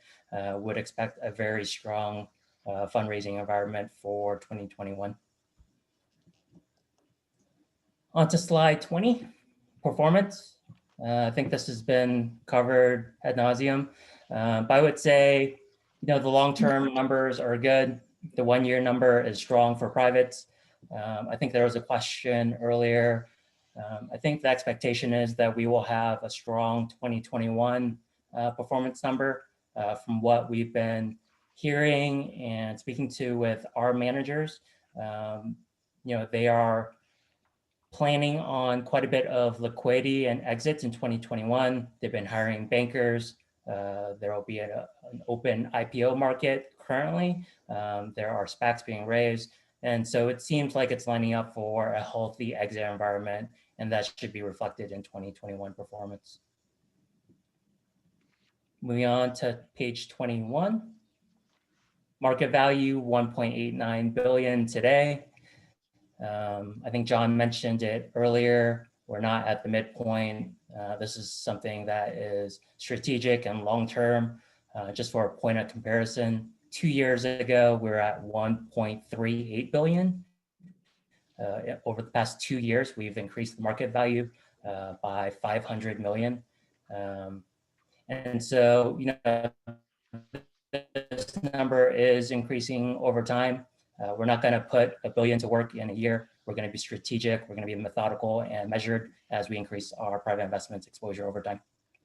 Portfolio continues to be North American centric, continue to focus on primary fund relationships and utilizing fund of funds less and less. I'll skip. Continue to focus on existing relationships with our buyout and venture relationships.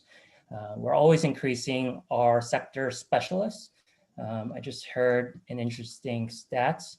I think from 2000 to 2010, that decade, 34% of funds raised were generalists. From 2010 to 2020, the last decade, 25% of funds raised are generalists. And so this is just the way the market is moving. Mark is talking about manager selection and skill and finding the best managers. Less and less managers are just depending on a liquidity premium or using financial leverage. You need to have a competitive advantage. And oftentimes that's through sector specialization. And that's what we've seen in the market. And that's what we'll continue to focus on moving forward. Cash flow profile. We have a positive cash flow for the quarter. 2 new commitments that Thomas covered earlier. EQT Infrastructure 5, which actually went into the real asset class, but the due diligence was conducted by our team. And the other one was Capital Spring Fund 6, where we committed 50 million. I think there was a question yesterday around our restaurant exposure. I looked it up.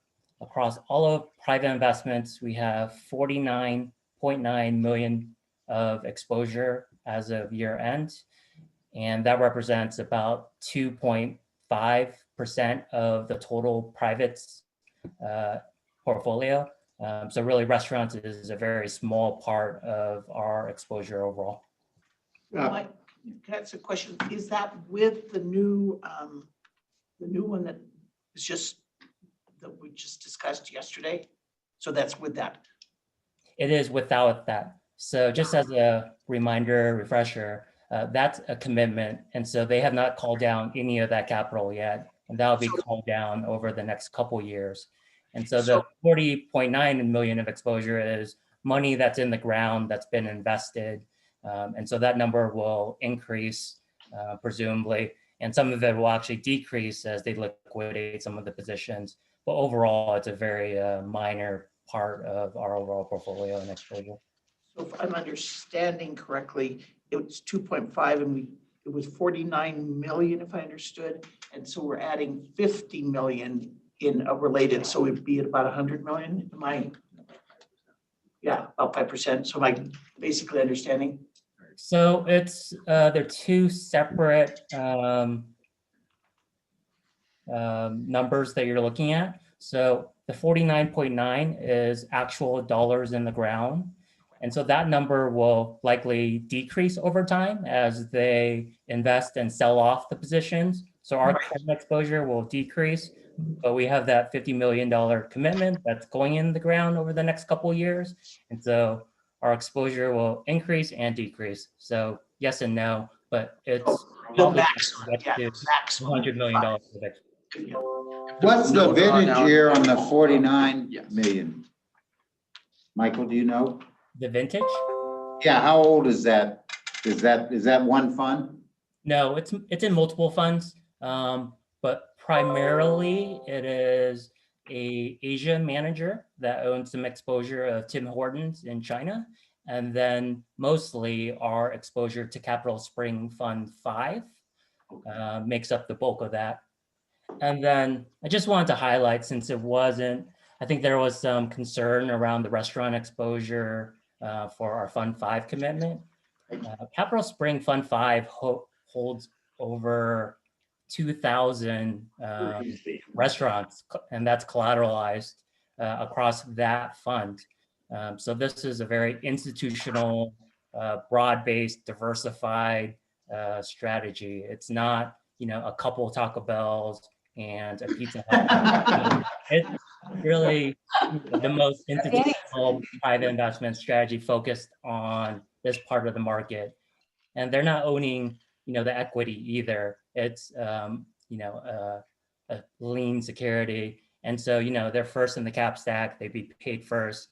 And so, we actually did the due diligence for this fund in 2019 and held off all of 2020 to see how the portfolio would play out. And it performed excellent. And so that's why we made the commitment to Fund 6. Thank you. Thank you, Michael. Welcome. That's all I got. I'll hand it off to Ethan.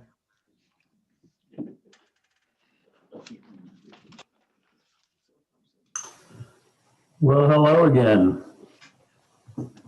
Everyone hear me okay? All right.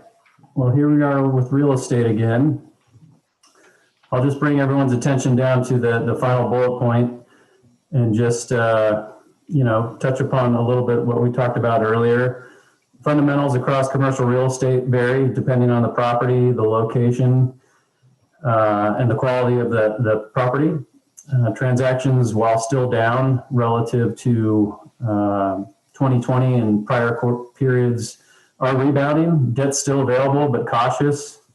Values remained surprisingly and extraordinarily resilient through the pandemic.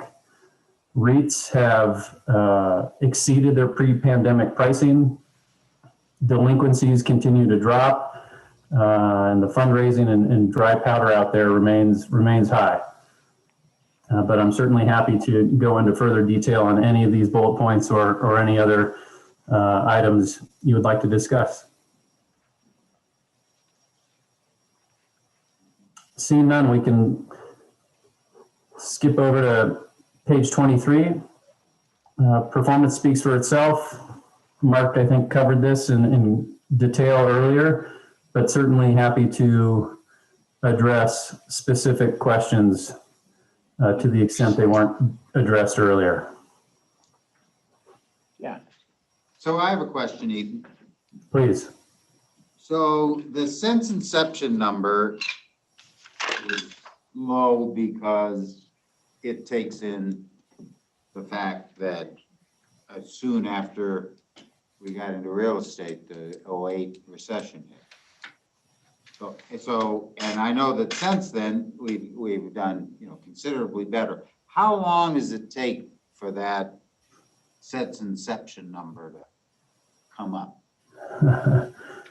Your guess is as good as mine, Carl. I've been trying to move that number for a very long time, and it is my That was what I was getting to. Ethan. Yeah, No, it is my express intention to get that number looking more like that 9% I talked about earlier when the question was asked. I mean, the fact remains that we're digging out of a very deep hole. The GFC saw some of the nastiest commercial real estate performance we've seen historically. It's also very unfortunate that at that time we were in a lot of core funds. That's predominantly where a lot of our exposure was, and core funds got absolutely crushed. And so we're just slowly digging out of a hole, slowly but surely, I would say. And it is also my express intention to continue to generate numbers like you've seen over the past 1, 5, 10 year. And that is my sole intention, is to make that since inception number go away, and hopefully, it will improve. It's been ticking up through time. I'm razor focused on that number, and it's clawing its way back, but we're clawing our way out of a very deep hole, and that's about the best explanation I have for you. Thank you. Sure. Any more questions on performance? Otherwise, we can go to slide 24. Slide 24, high level, 1.2 billion of net asset value as of 3/31. Again, very US centric portfolio. We're continuing to focus on property type specific operators, notwithstanding the fact that we have high conviction allocators that will continue to re-up with and focus on. We're looking at potentially establishing separate accounts for longer duration holds and cash flow. We'll continue to be opportunistic in our additions to both public REITs and the high yield CMBS space. The portfolio was negative cash flow for the quarter. That was largely driven by capital calls. We made, as we discussed yesterday, we made an $80 million commitment to Bell Core Fund 1, and we, as noted above, have been making tactical allocations to our public REIT and high yield CMBS strategy. Total portfolio leverage at almost 49%. You can see the other individual exposures there. All of them are within our policy constraints, and happy to go further into further detail on any of the above bullet points or otherwise. So let's skip to real assets.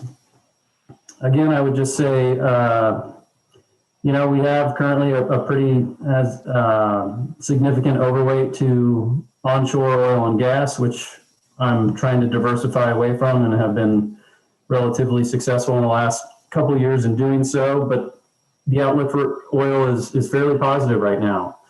Our MLPs have rebounded substantially since the pandemic lows. The aggregates, a $50 million commitment we made to sand and gravel a little over a year ago. That was remarkably resilient and was one of the reasons why we invested in the strategy. Log demand and prices are up. Housing market's robust. And as with all other asset classes, dry powder is plentiful. Happy to answer questions.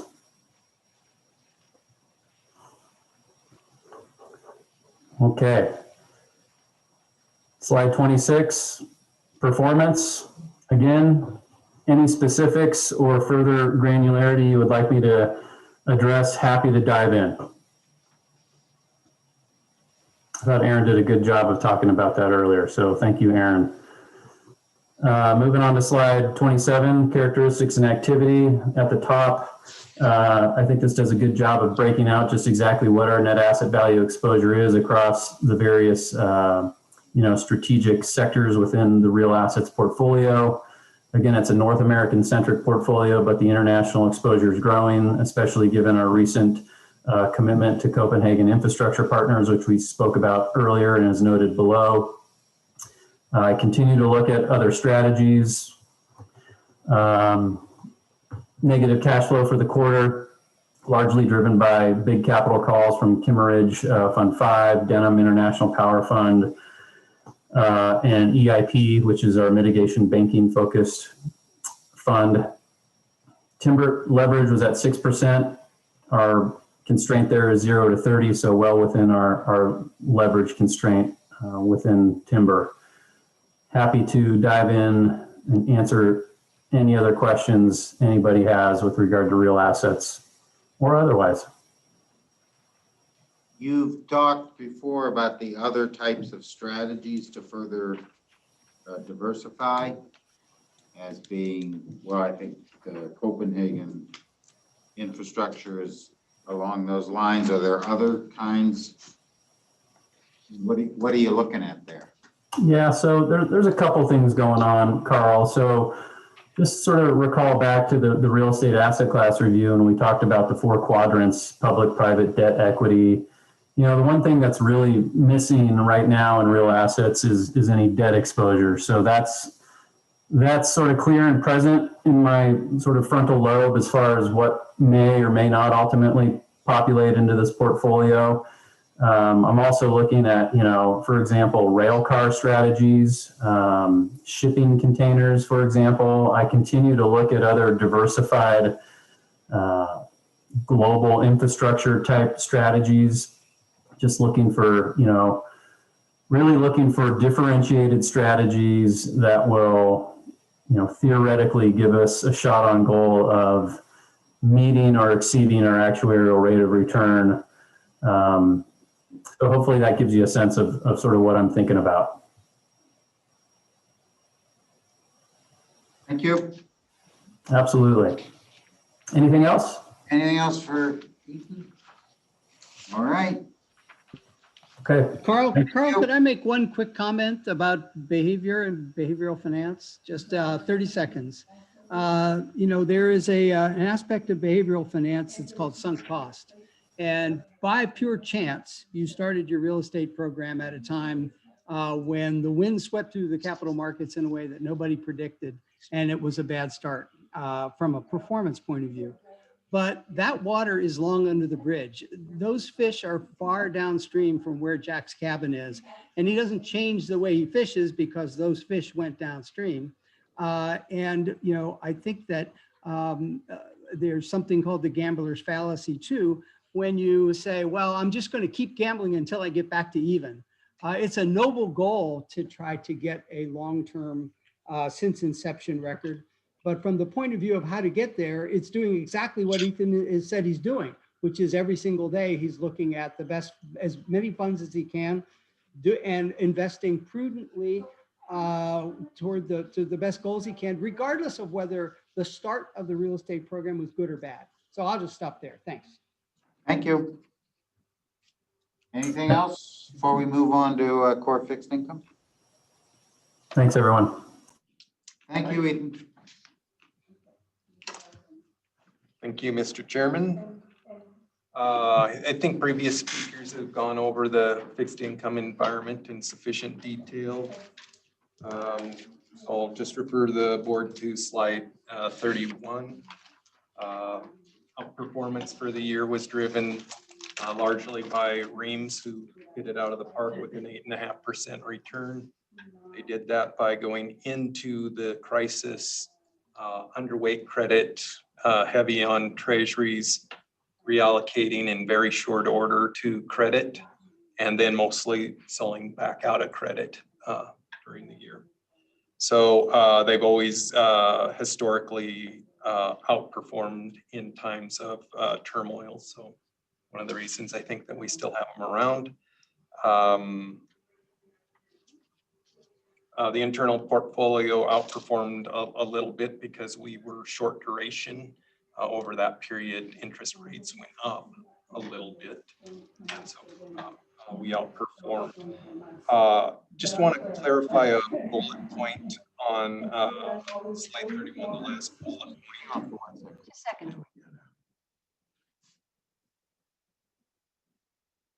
All right, whatever it is, get fixed. Thank you.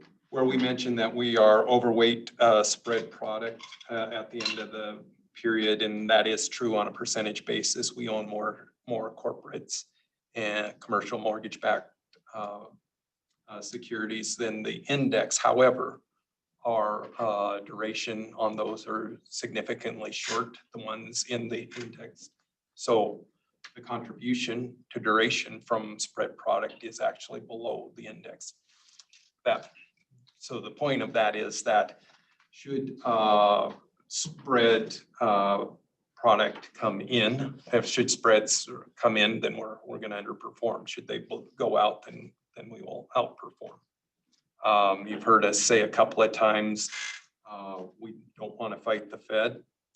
So the obvious question then would be, okay, well, if the Fed is supporting asset prices, credit, and the Fed is supporting a steep yield curve, then why are you not long and heavy in credit?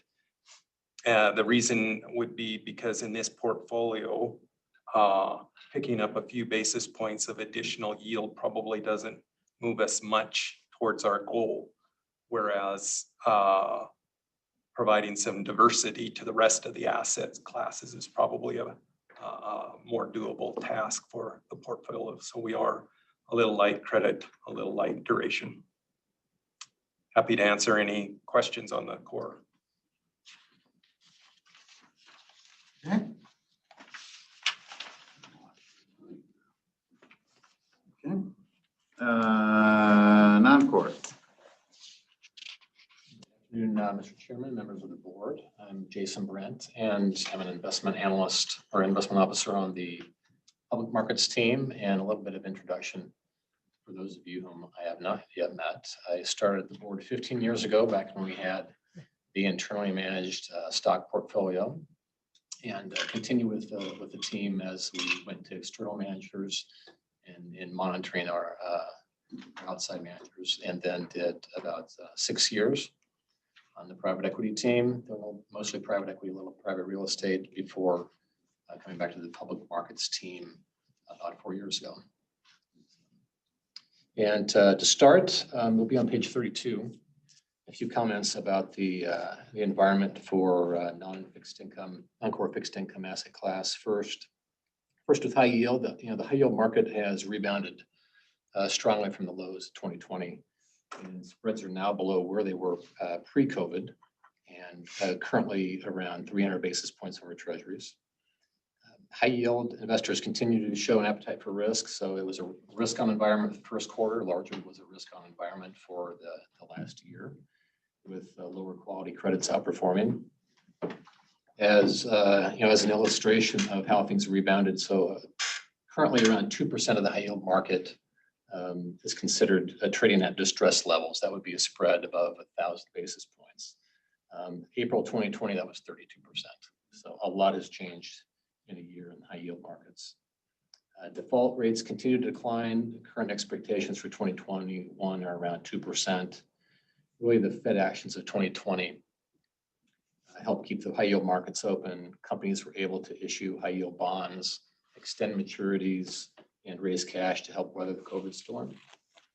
As well, more recently, the economic backdrop has been more supportive of high yield. Fundamentals have improved, and higher oil prices has helped the energy sector, which is a large percent of the high yield index. Moving to private or preferred securities really is dominated by financial issuers, banks, and insurance companies. Fundamentals are strong. Bank balance sheets are strong, with bank capital levels at near historic highs. They are a little bit more interest rate sensitive than high yield bonds, which hurt a little bit in the first quarter. In emerging market debt, the backup in treasury yields and a stronger US dollar in the first quarter definitely put pressure on EMD, as the asset class was down a little over 5% in the first quarter. The effects of COVID and the vaccine speed of vaccine rollouts varies quite a bit across the emerging markets. But generally speaking, the outlook for 2021, a stronger global economy is expected to be definitely a positive for the asset class this year. Any questions about the environment for non-core fixed income? Page 33 shows the performance history of the asset class. And you see the 1 year showing absolute performance was very strong. Our managers, or at least the asset class, underperformed the benchmark in the period. It really boils down to 3 reasons for the underperformance in the quarter. First was the conservative bias of our high yield managers. So the riskiest areas of the high yield market really outperformed by a considerable amount in the first quarter.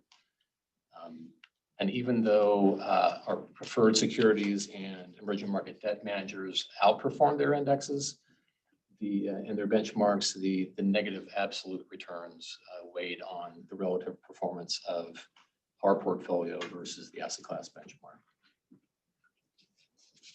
A few more comments there on page 34. So the asset class underperformed by 130 basis points in first quarter and 379 basis for the trailing year.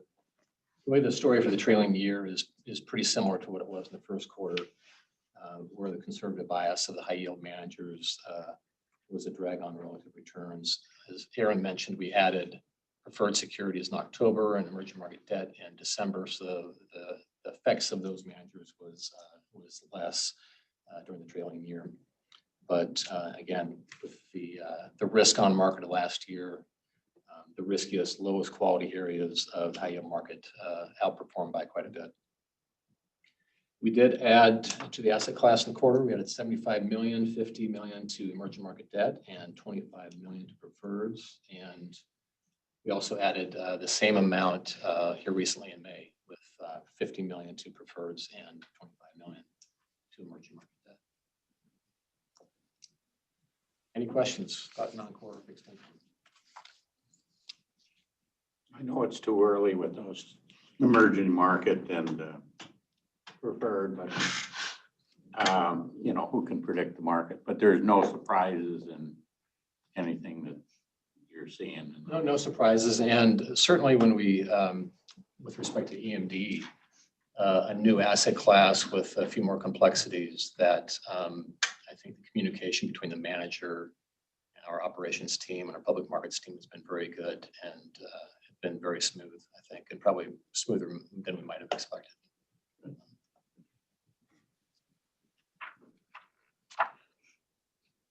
Okay, anything else? Thank you. We get Randy up. Randy.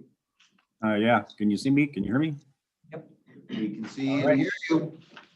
Good afternoon, Mr. Chairman, members of the board. We'll talk about domestic equities and international equities. Already been talked about quite a bit, but suffice to say that the rally that began in December, mostly from vaccine approvals and distribution, continued into the first quarter. And seeing strong returns across the board with small caps leading large caps. We talked, you know, in previous quarters about having a narrow market, being concerned about that because we needed things to broaden out, and they have. They started to broaden out just before the vaccine approvals, and they've continued to broaden out since. And what I mean by broaden out, for those that are fairly new, is that there's more stocks participating in the advance, and those stocks are of companies that are in various industries, not just, you know, one or two particular industries. So it's always good to see. It's an indication of investors looking forward to the recovery to continue, economic growth and earnings growth for the companies.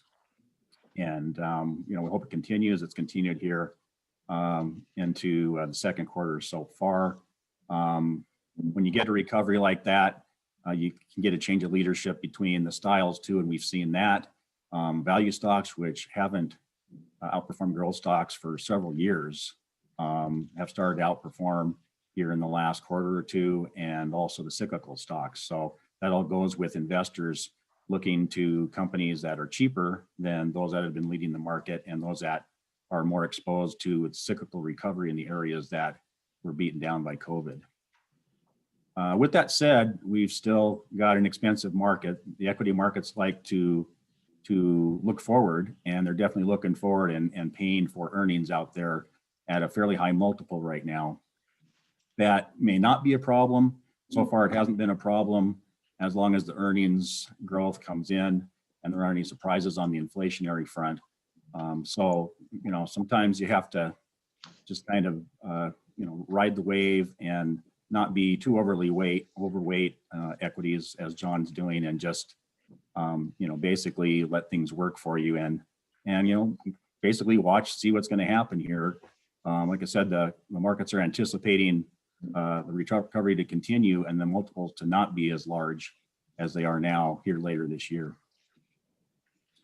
Next slide, please, shows the performance. And like slide 36, you might want to take a picture of this, or put this in your electronic scrapbook if you have one or whatever, because you probably won't ever see this again, or at least not for quite a while. When you look at the 1-year number there for domestic equity returns, it's been talked about already, and that's the 1-year number, but the number from the bottom is about another 25 or 20% higher than that.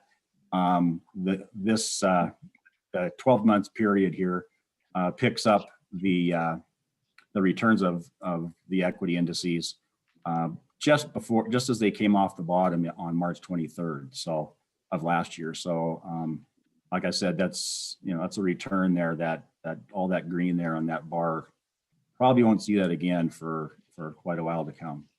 As far as the relative return on the right-hand side there, as the market has broadened out, our active managed portfolios have picked up in performance, and it's pretty obvious there.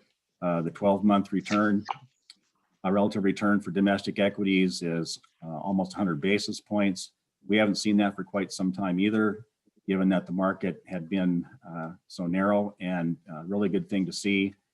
Pretty satisfied with our managers, who we'll talk about here in a second.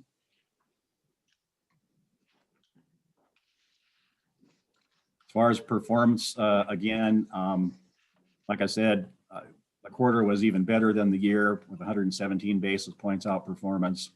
And again, some of this is due to positioning and the way the market has moved for us. We're a little bit slightly value in domestic equities, the asset class, and a little bit small cap. And, that's what's been working here, particularly, in the last couple of quarters. If you look at attribution beyond that, some of our managers that manage portfolios that have not been doing very well because they were not in some of the high flying stocks, and they had more of a value approach. Jacobs Levy and the DFA portfolios have rallied quite a bit on a relative basis and have added to performance on the manager selection side. Go to the next slide. Here's our active managers net performance for 1 year and 3 years. You can see how our managers on the left-hand side there, all but one, adding value for the last year. Von Nelson, our small cap value manager, the exception there. You might want to take a picture of that too, because I don't expect that from those guys again as well. They actually have outperformed for us since inception. They've been with us for, I think, 13, 14 years now. So I'm not worried about that performance, but it does show their positioning to a great extent. Of our managers that we have in domestic equities, they are by far the most negative on a COVID recovery. Therefore, they own less of the COVID type stocks, as we call them, that got beaten down and are recovering, and they're not expecting them to continue to recover, and they didn't expect them to recover as much as they did so far, in fact, and that's why you see the big discrepancy there on the relative return for 1 year. But again, no concerns there. Their long-term numbers are impeccable. 3-year number, not much to say there. Randy? No, I'll wait till the 10-year number. I'll wait till the 10-year. Okay, never mind. Okay, yeah, I don't have much to say on the 3-year number, so we can certainly move ahead to the next slide, which shows the 10-year number.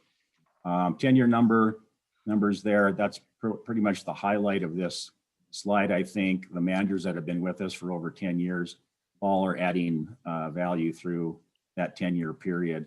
DFA just slightly but they picked up quite a bit and they've added to that relative outperformance here in the second quarter so far. Question on the 10-year number? Yeah, I know this is net, so this is, we are getting added value. But is this enough? I mean, is the diversity they're providing? I guess I'm not overwhelmed by that outperformance. I'm just questioning whether the active management here is doing it for us. Well, I think it's doing pretty well from a long-term basis. I mean, if you take a look at those numbers there, it's pretty tough to find even one manager out there that can outperform over a 10-year period, and we've got 4 of them there. So they are adding value over that time period. The more recent time periods have been difficult because of the type of market that we've had. And I see Jim White there getting ready to give his input, so I'll let him chime in as well. No, don't let me cut you off, Randy. I just wanted to say that be careful not to be swayed by the visual depiction in this chart. Remember, take a look at something like 20 basis points, 30 basis points, 40 basis points that you see in Randy's chart. And remember, that is an annual number, correct, Randy? Correct. That's annualized. So that means that you take the amount of assets that they've had and then increase them above the index by 0.4%, 0.3%, 0.2% year after year for 10 years. It turns out when you turn it into dollar terms, that's pretty substantial. But that doesn't mean that active management or these active results are worth the risk, because you have to ask yourself, how much risk can I take and where do I want to take it? Because you have restructured your, particularly your domestic equity portfolio, and to a slightly lesser extent, your international portfolio, you have moved the risk in the portfolio, the active risk that you're taking, more toward fixed income and to private equity and to real estate and away from the public markets.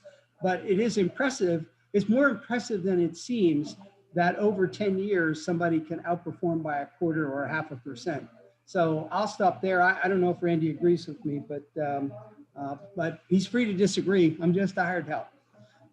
I think I almost always agree with you, Jim. But so I guess I'll continue the trend. How's that?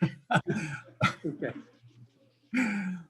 No, that does make a lot of sense. And like you said, say JP Morgan there at 40 basis points for an annualized number. That's north of 400 basis points cumulatively for 10 years. So that's actually quite a bit, especially for a large cap manager.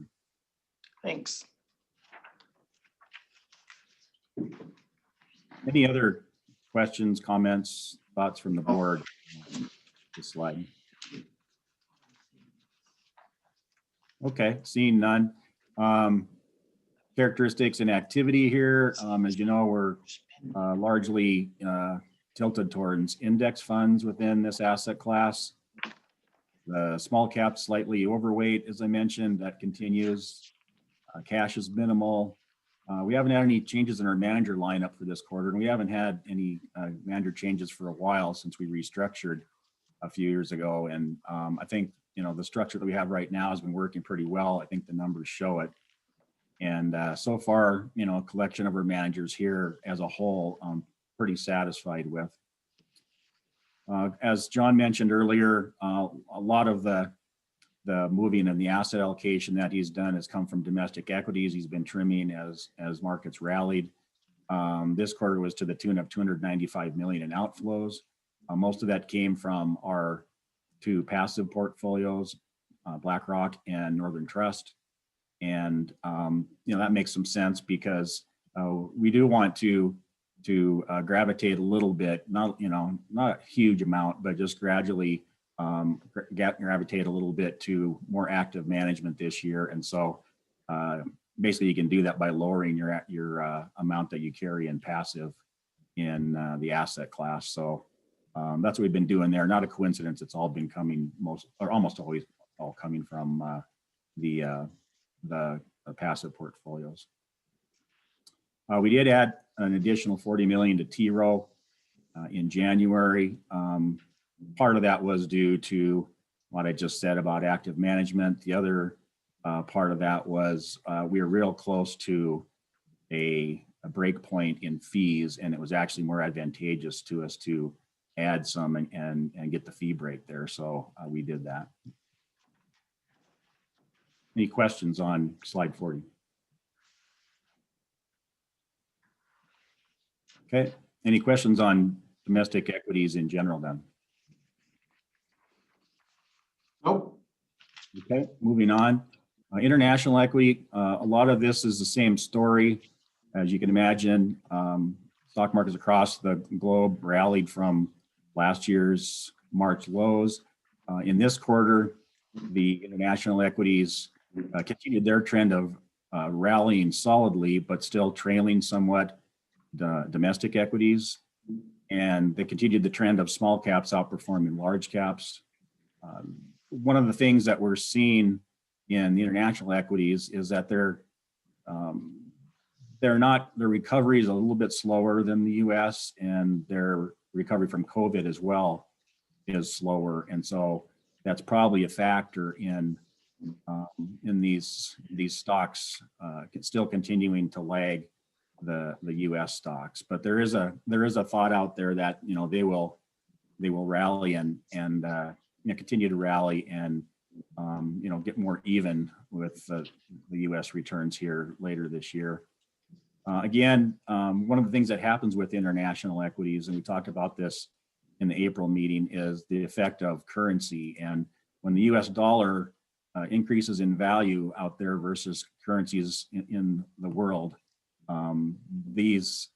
it erodes the returns of those stocks. And so that's part of what's going on out there too, is the dollar rose 3%, for instance, in the quarter against most currencies. And what that does is that erodes the return in dollars for the international equities, because almost all of those international equities that we carry are in the local currencies. So that happened again this quarter. So that's a headwind as well. As far as valuations here, international equities are not as expensive as the US. We've been saying this for quite a while, but they still are looking expensive compared to history. If you look at those absolute numbers there on the multiples down there in the last paragraph there on this slide, they look really cheap compared to the US, and that's why some people are expecting the markets to broaden out further across the globe as we continue in the recovery that we're in. Any questions on environment? Okay, hearing none. Here's another electronic scrapbook item, I guess. International equity up 54%. Again, the longer term numbers are not what the US is.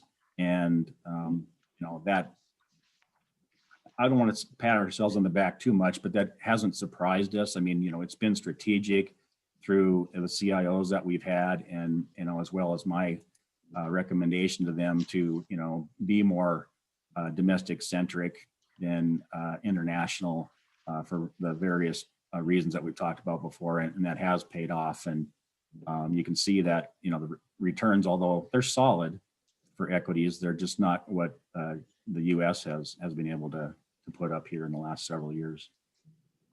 As far as relative return to the benchmark, this asset class really has done really well over the last 10 years. I mean, we're above the benchmark all the way out in all periods, not just 1, 5, and 10, but also 3 and 7 and fiscal year to date. So pretty happy with the performance of this portfolio. And Terry, answered your question that you had for domestics. International looks like it's really paying off here versus the benchmark, as you can see, especially since we changed the structure of the pool a bit about 6 years ago, but it wasn't really changing the structure as it was. We changed out some managers that we had that we weren't really satisfied with and brought in some others, and it appears to have paid off so far. Any questions on net performance? Okay. A little bit more on performance here. Just, pointing out that 218 basis points for 12 months is pretty good relative outperformance. We run the portfolio here on about 120 basis points of annual tracking error. And so to have a year like that is exceptional. And, you know, I can't guarantee that's going to continue because like I said, after you have something exceptional like that, usually things flatten out or level out a bit in relative performance, but still very good performance for the last 12 months. A lot of that came from our Acadian portfolio and from our Invesco portfolios this year and this quarter, excuse me, and our underweight in small caps. We actually are underweight in small caps when we're overweight in domestics, but this underweight in small caps is very, very slim. It's basically probably shouldn't even be worth mentioning here. It's just so slight that it's more like an even weight. And I think that's all I have to say about this slide. I already mentioned the outperformance for the pool across all the time periods.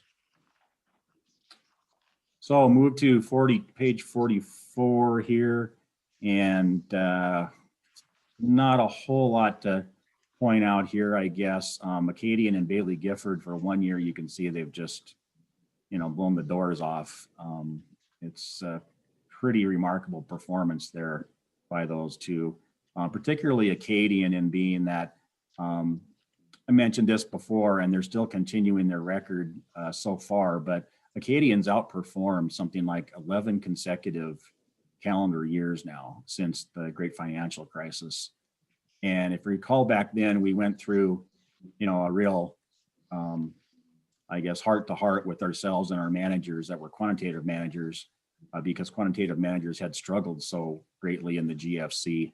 And we decided at that point that we probably were carrying too much in the quantitative styles, but we wanted to keep some, and Acadian is the one that we landed on that we really wanted to keep more than any of the others, and it's really paid off. And like I said, they're continuing to generate relative outperformance on an annual basis, and then so far this year they're doing the same. Any questions on slide 44? Nothing, Randy. Okay.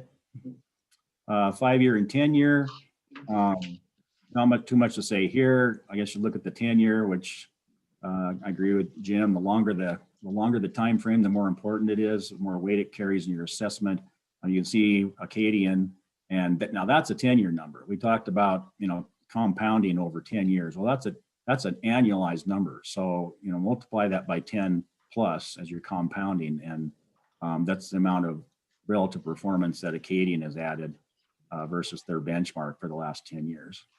As far as DFA, International Small Cap, slightly below there, but that portfolio has really rallied with this overall market rally. That's continued to rally this quarter so far. And so that 10-year number is probably more like even now than slightly below.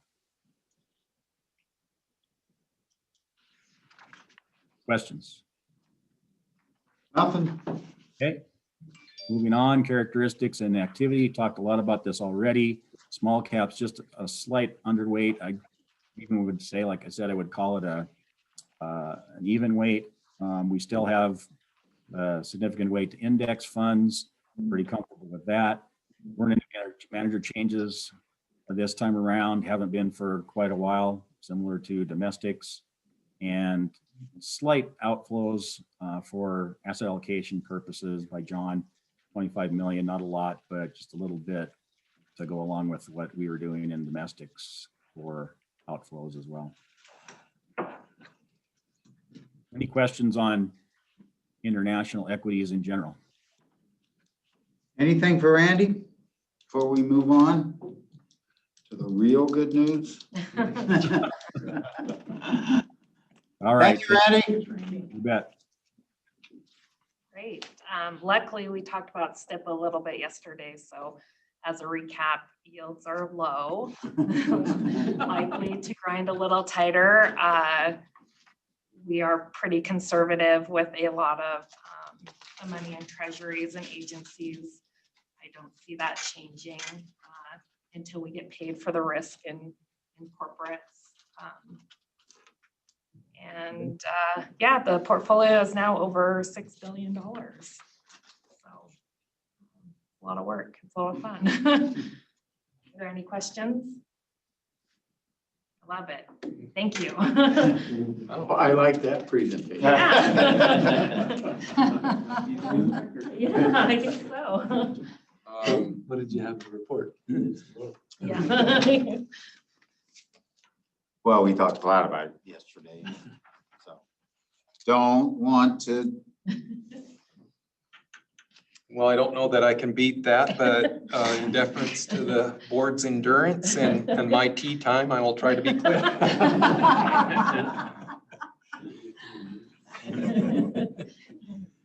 Slide 49, really excellent performance for the state fund, almost 9% on the year, driven by equities at a little better than 54%.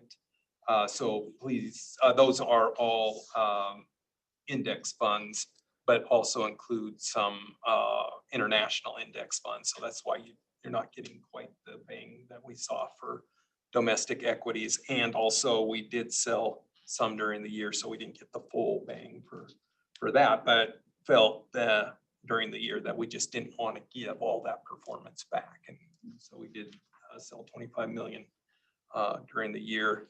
The outperformance was driven by the internal fixed income portfolio. We had much more credit exposure than the index. A little bit of a false comparison there because we did then, after this end of this period, change the index to one that more closely reflected what we were really doing. We were in the Gov Credit Index, switched it to the Barclays Intermediate Ag Index, which has much more corporates in it and is a. Made that switch when, John? We made that switch effective April 1, I believe. So this compares to the old index, but going forward from here on out, we'll compare it to the new index, and this is much more representative of what we're doing there. Any questions on state fund? Going on to Are they easier to deal with? Oh, so much. I was gonna say they got management problems.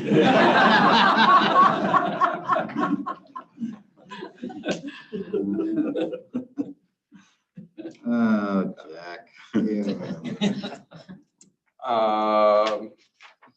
Going on to slide 51, the trust fund investment pool. Won't go through a lot of that as we've really kind of covered most of that. Just point out that we do continue with the aggressive reallocation to real estate. You'll note there that we call out that we did put $215 million new investments in real estate during the 12-month period, and expect that to continue. The portfolio is overweight credit, and to continue to feed the bulldog, if you will. The participants still have to eat even while we're doing this reallocation. So that's why we're overweight there. We're a little short duration. That's not our optimal position, but because we have to fund this reallocation, we're shorter than we'd like to be. Any questions on the trust fund? Thank you. John, the other slides in this presentation, anything on there? Sorry. The other slides in this presentation, retirement plan allocation, In the appendix? pool, or any of that, anything you need to call to our attention? I think we've covered an awful lot of I this. think we covered the vast majority, so no, nothing, All right. but happy to answer any questions on anything. If anybody's got anything. Anybody have anything? If not, we recap.